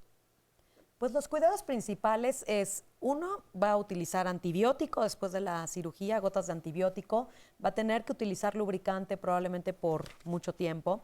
Y por otro lado, aunque se haya corregido su graduación, por ejemplo, una miopía de forma completa, eso no implica que no deba hacer sus revisiones oftalmológicas cada año con dilatación de la pupila y revisión de la retina. Es decir, puede ya no usar lentes, pero sus revisiones oftalmológicas deben continuar siempre. Ok. Óscar, ¿tienes algún otro comentario? Sí, hay varios más. Nos dice, por ejemplo, Estela Méndez, escucho a los especialistas y me da miedo recordar que en algunas ópticas donde tienen simuladores para cambio de color, nos invitan a probarnos los lentes de contacto para elegirlos. Pues sí, mucho cuidado hay que tener. Liz AG nos dice, usé lentes de contacto por mucho tiempo y llevo mucho tiempo también usando de armazón. El oculista me dijo que no me opere porque la operación servía para ver de lejos, pero para ver de cerca usaría lentes. Monse CC, me operaron hace 15 años con láser para retirar el uso de lentes, ya no veo. Justo esta ya le había dado lectura. Ginger nos dice, mi prima tiene 5 dioptrías y le he sugerido que se opere, pero ella me dice que la cirugía solo dura 10 años. ¿Esto es correcto? Tiene 25. ¿Por qué los que recomiendan la cirugía, nos pregunta Rodrigo, usan lentes? ¿Será porque la cirugía no es tan segura o confiable como de verdad se presume? Alondra Fortunato, me gustaría saber cuál podría ser la mejor opción para tratar una trombosis ocular y cuál es la posibilidad de poder recuperar la visión. Rosario ya nos compartió esta, pero aquí en esta llamada telefónica nos dice Mónica Suárez, ¿qué tipo de alimento o vitaminas son buenos para la vista? ¿Se puede prevenir de esta forma algunas enfermedades de la vista? Jocelyn Salas Abarca, me mandaron unos lentes progresivos en el Hospital de la Ceguera y no me funcionaron. Fui a decirles que no me sirvieron y me dijeron que yo no sé usarlos. Tengo más de 40 años usando lentes. ¿Me pueden recomendar con quién acudir para que me den unos lentes que sí funcionen? ¿Qué tanto daño, nos pregunta un anónimo, hace el utilizar las lentes rayadas o las micas rayadas o los lentes de contacto rayados? ¿Es verdad que entonces el ojo puede desviarse poco a poco? Ana María Daza, un médico, me dedico, a, yo creo que ya no estoy bien yo. ¿Te paso mis lentes? Sí, por favor. Me dedico No se a abordar, me dedico a abordar y uso lentes de diferentes graduaciones. Nunca me han recetado ningunos, los compro por lo económico, pero quisiera saber qué tan malo es todo esto. Un anónimo nos pregunta, ¿en dónde puedo comprar los lentes de contacto híbridos o esclerales? ¿Cuál es su costo? Tengo trasplante de córnea y el otro ojo tengo anillos corneales. Quiero saber si soy candidata para usarlos o no. Y finalmente, Jorge nos dice, bueno, yo soy Jorge Viz, soy director de la Fundación de Piel a la Luna Albinos de México, Piel de Luna Albinos de México AC. Los conocimientos oftalmológicos sobre esta condición son básicos y en algunas ocasiones ha ocasionado un diagnóstico catastrófico para este sector. Algo muy común es escuchar que el oftalmólogo les dice a los familiares que los niños son ciegos cuando esto evidentemente no es verdad. Y bueno, todavía quedan muchas preguntas. Pero vamos a empezar a contestar, hay que responder las que ya tenemos. Exacto. Sí, es que bueno, nada más lo de ciegos, es que hay un término de ceguera legal. Ceguera legal no es ceguera absoluta, pero es un término que se usa para una serie de cuestiones pues, laborales, funcionales. Y hay el término médico de ceguera. El término médico de ceguera pues, es no visión. Ok. Tuve un derrame interno en el ojo, ¿qué puedo hacer? Pues hay que acudir al oftalmólogo para averiguar el origen de ese derrame. Puede ser algún problema vascular, en general por el tipo de población que tenemos, puede ser una hemorragia vítrea secundaria, si es diabético, si es hipertenso, algún problema oclusivo. Entonces, ¿qué puedes hacer? Ir con el médico, definitivamente. Tengo un amigo de 71 años que se dedica a la apiterapia, yo veo 20/20, pero dice que tiene la retina seca. Yo nunca había escuchado esto. ¿Qué es esto de retina seca? Probablemente se refiere a una degeneración a nivel de la mácula, de esta parte de la visión más fina en la retina, que hay una categoría a la que le llamamos seca, ¿no? Entonces, quizás sea eso y en ese caso, pues nuevamente revisarse y ver qué está ocurriendo. ¿Qué está pasando? Yo no me adapté a utilizar lentes, pero me curé con homeopatía. Nunca dijo de que estaba enfermo. ¿Qué es su opinión sobre la homeopatía y la oftalmología? Pues yo pienso que al menos del tema en el que estamos involucrados no hay ningún tratamiento homeopático para que te reduzca las graduaciones o para que te las quite. Perfecto. Cada vez me voy deteriorando más de los ojos. ¿Qué tengo que hacer? Y van a aparecer los datos de nuestros especialistas para que acudas con alguno de ellos y te digan qué hacer. Hace 15 años me operaron de LASIK y ahora no veo de cerca. Es justo lo que comentaba el doctor Oscar hace un momento. ¿Es verdad que el ojo se va resecando por edad? Sí hay una mayor frecuencia de lo que llamamos el síndrome de ojo seco, o abreviado como ojo seco, a mayor edad, ¿no? Pero en realidad hay muchos factores relacionados con esto. Uno de ellos puede ser la edad. ¿La miopía es genética o es causada por agentes externos? Pues la miopía sí tiene una tendencia genética. Si tenemos ambos padres miopes, pues seguramente alguno de los hijos tendrá algún grado de miopía. Sin embargo, evolutivamente, lo que se está observando es que las poblaciones entre por ejemplo, los asiáticos están miopizando por evolución. Por evolución. O sea, uno de los factores que se ve es que todos los aparatos, los gadgets, hacen que las personas estén estimuladas por luz, pero no luz solar, y por la cercanía de los objetos. Lo que se está observando es que se está miopizando la gente, ¿no? Ojo con eso. Es un Y tipo de adaptación y que estamos por y ver otro tanta factor luz. es la luz solar. O sea, últimamente las generaciones no salen de sus casas, pero la luz solar es un estimulante para inhibir la miopización. Mira, qué interesante. Tengo queratocono y no aguanto los lentes duros. ¿Hay algo que pueda hacer? ¿Hay algunos que no lastimen? Pues habrá que ver opciones. Si pudiera buscarse otro tipo de lente que le dé más comodidad, ¿eh? Ok, ¿se puede prevenir la miopía? Prever, no. Ok. Lo que sí se puede hacer es, si eres miope, tienes que revisar bajo dilatación de pupila tu retina. Ok. Tuve un infarto en el ojo derecho hace 14 años y me han dicho que no hay mucho que pueda hacer. Primero que nada les voy a aclarar, y ya hemos hablado aquí, el día que hemos hablado de infartos, que se puede infartar prácticamente cualquier parte del cuerpo. ¿Qué quiere decir infarto? Y lo vuelvo a poner con mi ejemplo de aquí. Esta es mi parcelita donde tengo unos jitomates morados. Si les cierro el agua, ¿qué para pasar con mis jitomates? Se van a morir. Eso es un infarto, les deja de llegar sangre. Ahora, en el ojo, ¿qué pueden hacer si tuvo un infarto ocular? También hay que ver cuál es la razón. En el ojo puede haber alteraciones en las venas o en las arterias y eso va a depender cuál es el tratamiento, también dependerá de su extensión, el tipo. Es como cualquier otro infarto, ver hasta dónde llegó y de ahí ver qué es lo que se puede hacer. Mi bebé de 40 días tiene los ojos muy llorosos y con lagañas. ¿Qué es esto? ¿No será una infección? No, puede ser una obstrucción de la vía lagrimal. Entonces es a veces común que los niños nazcan y la vía lagrimal no se permeabilizó por completo.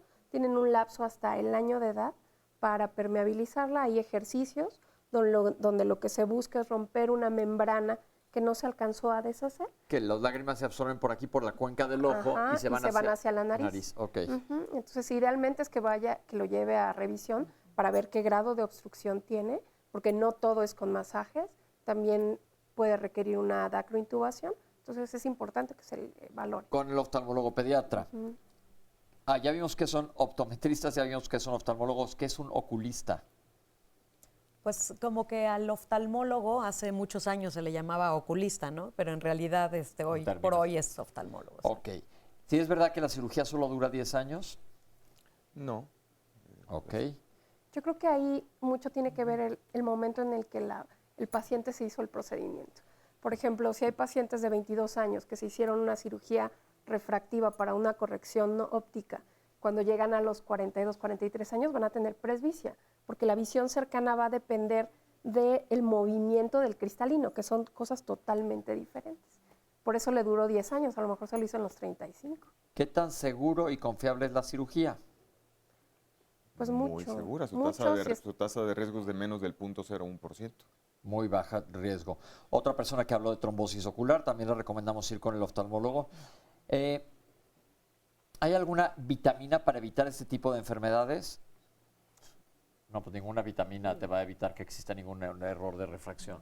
Definitivamente. Pero la zanahoria es buena para la vista. A eso decían, yo me acuerdo que me decía, coman zanahorias para que son buenas para los ojos, pero eso no quiere decir que tengas que comer un barril como si de zanahoria. Y Box Bunny utiliza también lentes para la presbicia. Yo creo que, ¿sabes qué? Yo creo que hay miles de niños que ya ni siquiera saben quién es Box Bunny. O sea, que acabas de ventilar tu edad. Ponte unos lentes, Oscar, porque Box Bunny era de nuestra época. Y sí, ¿con quién acudir? ¿Con quién acudir? Ya nuevamente están apareciendo los nombres de nuestros especialistas, pero además ya dije que pueden buscar en la página del Consejo Mexicano de Oftalmología en su internet quién está cerca de ustedes y vayan con médicos certificados. ¿Son malas las micas rayadas, ya sea en lentes de contacto o en lentes normales? Pues no van a, bueno, en micas pues no le van a perjudicar, va a bajar la calidad de visión. En lente de contacto igual va a bajar la calidad de visión, pero un lente de contacto rayado pues sí puede llegar a lastimar la córnea porque está en contacto con ella, ¿no? Perfecto. Una señora que se dedica a bordar y tiene varios lentes diferentes, porque pues bordar ahí sí que necesita ver perfectamente bien, pero ella misma se autorreceta. ¿Alguna recomendación para ella? Sí, es que seguramente necesita distintas distancias. La gente que borda luego necesita diferentes distancias. Sí, un lente progresivo sería algo bueno para ella. Y una buena luz. Y una buena luz. Alguien preguntó que dónde se compran los lentes esclerales, que qué le recomendamos. No, igual son un tipo de lentes de contacto, tiene que ir con los especialistas que le indiquen si realmente él está en las condiciones para usar ese tipo de lentes. Y el último comentario de las personas albinas que no están ciegos, ya lo dijeron perfectamente bien, los albinos tienen que protegerse mucho más los ojos que el resto de las personas. Y básicamente se nos acabó el tiempo. Quiero que si tienen algo en los últimos segundos, algún comentario específico que decir. Pues yo siempre hago mucho énfasis en que a los niños hay que revisarlos. En verdad, en la etapa escolar es fundamental saber si no tienen este tipo de problemas. Ok, y desde chiquitos se pueden revisar. ¿Algún otro comentario? Sí. Yo creo que siempre los pacientes primero deben de ir al oftalmólogo. Si el oftalmólogo trabaja o tiene un equipo con un optometrista sería genial. Y ya después, como quitar de que ya no tienes que ir tan frecuentemente a una consulta oftalmológica y sí irte a graduar tus lentes, pero nunca dejar que tienes factores de riesgo dependiendo de tu graduación, los miopes, desprendimientos de retina, los hipermétropes, glaucoma. Menos de un minuto, ¿nos queda algún otro comentario rápido? La mayoría de problemas visuales que hay en México aparecen antes de los 3, 4 años de edad, por lo tanto el que vayan los niños a examen, como decía la doctora, a muy temprana edad es fundamental.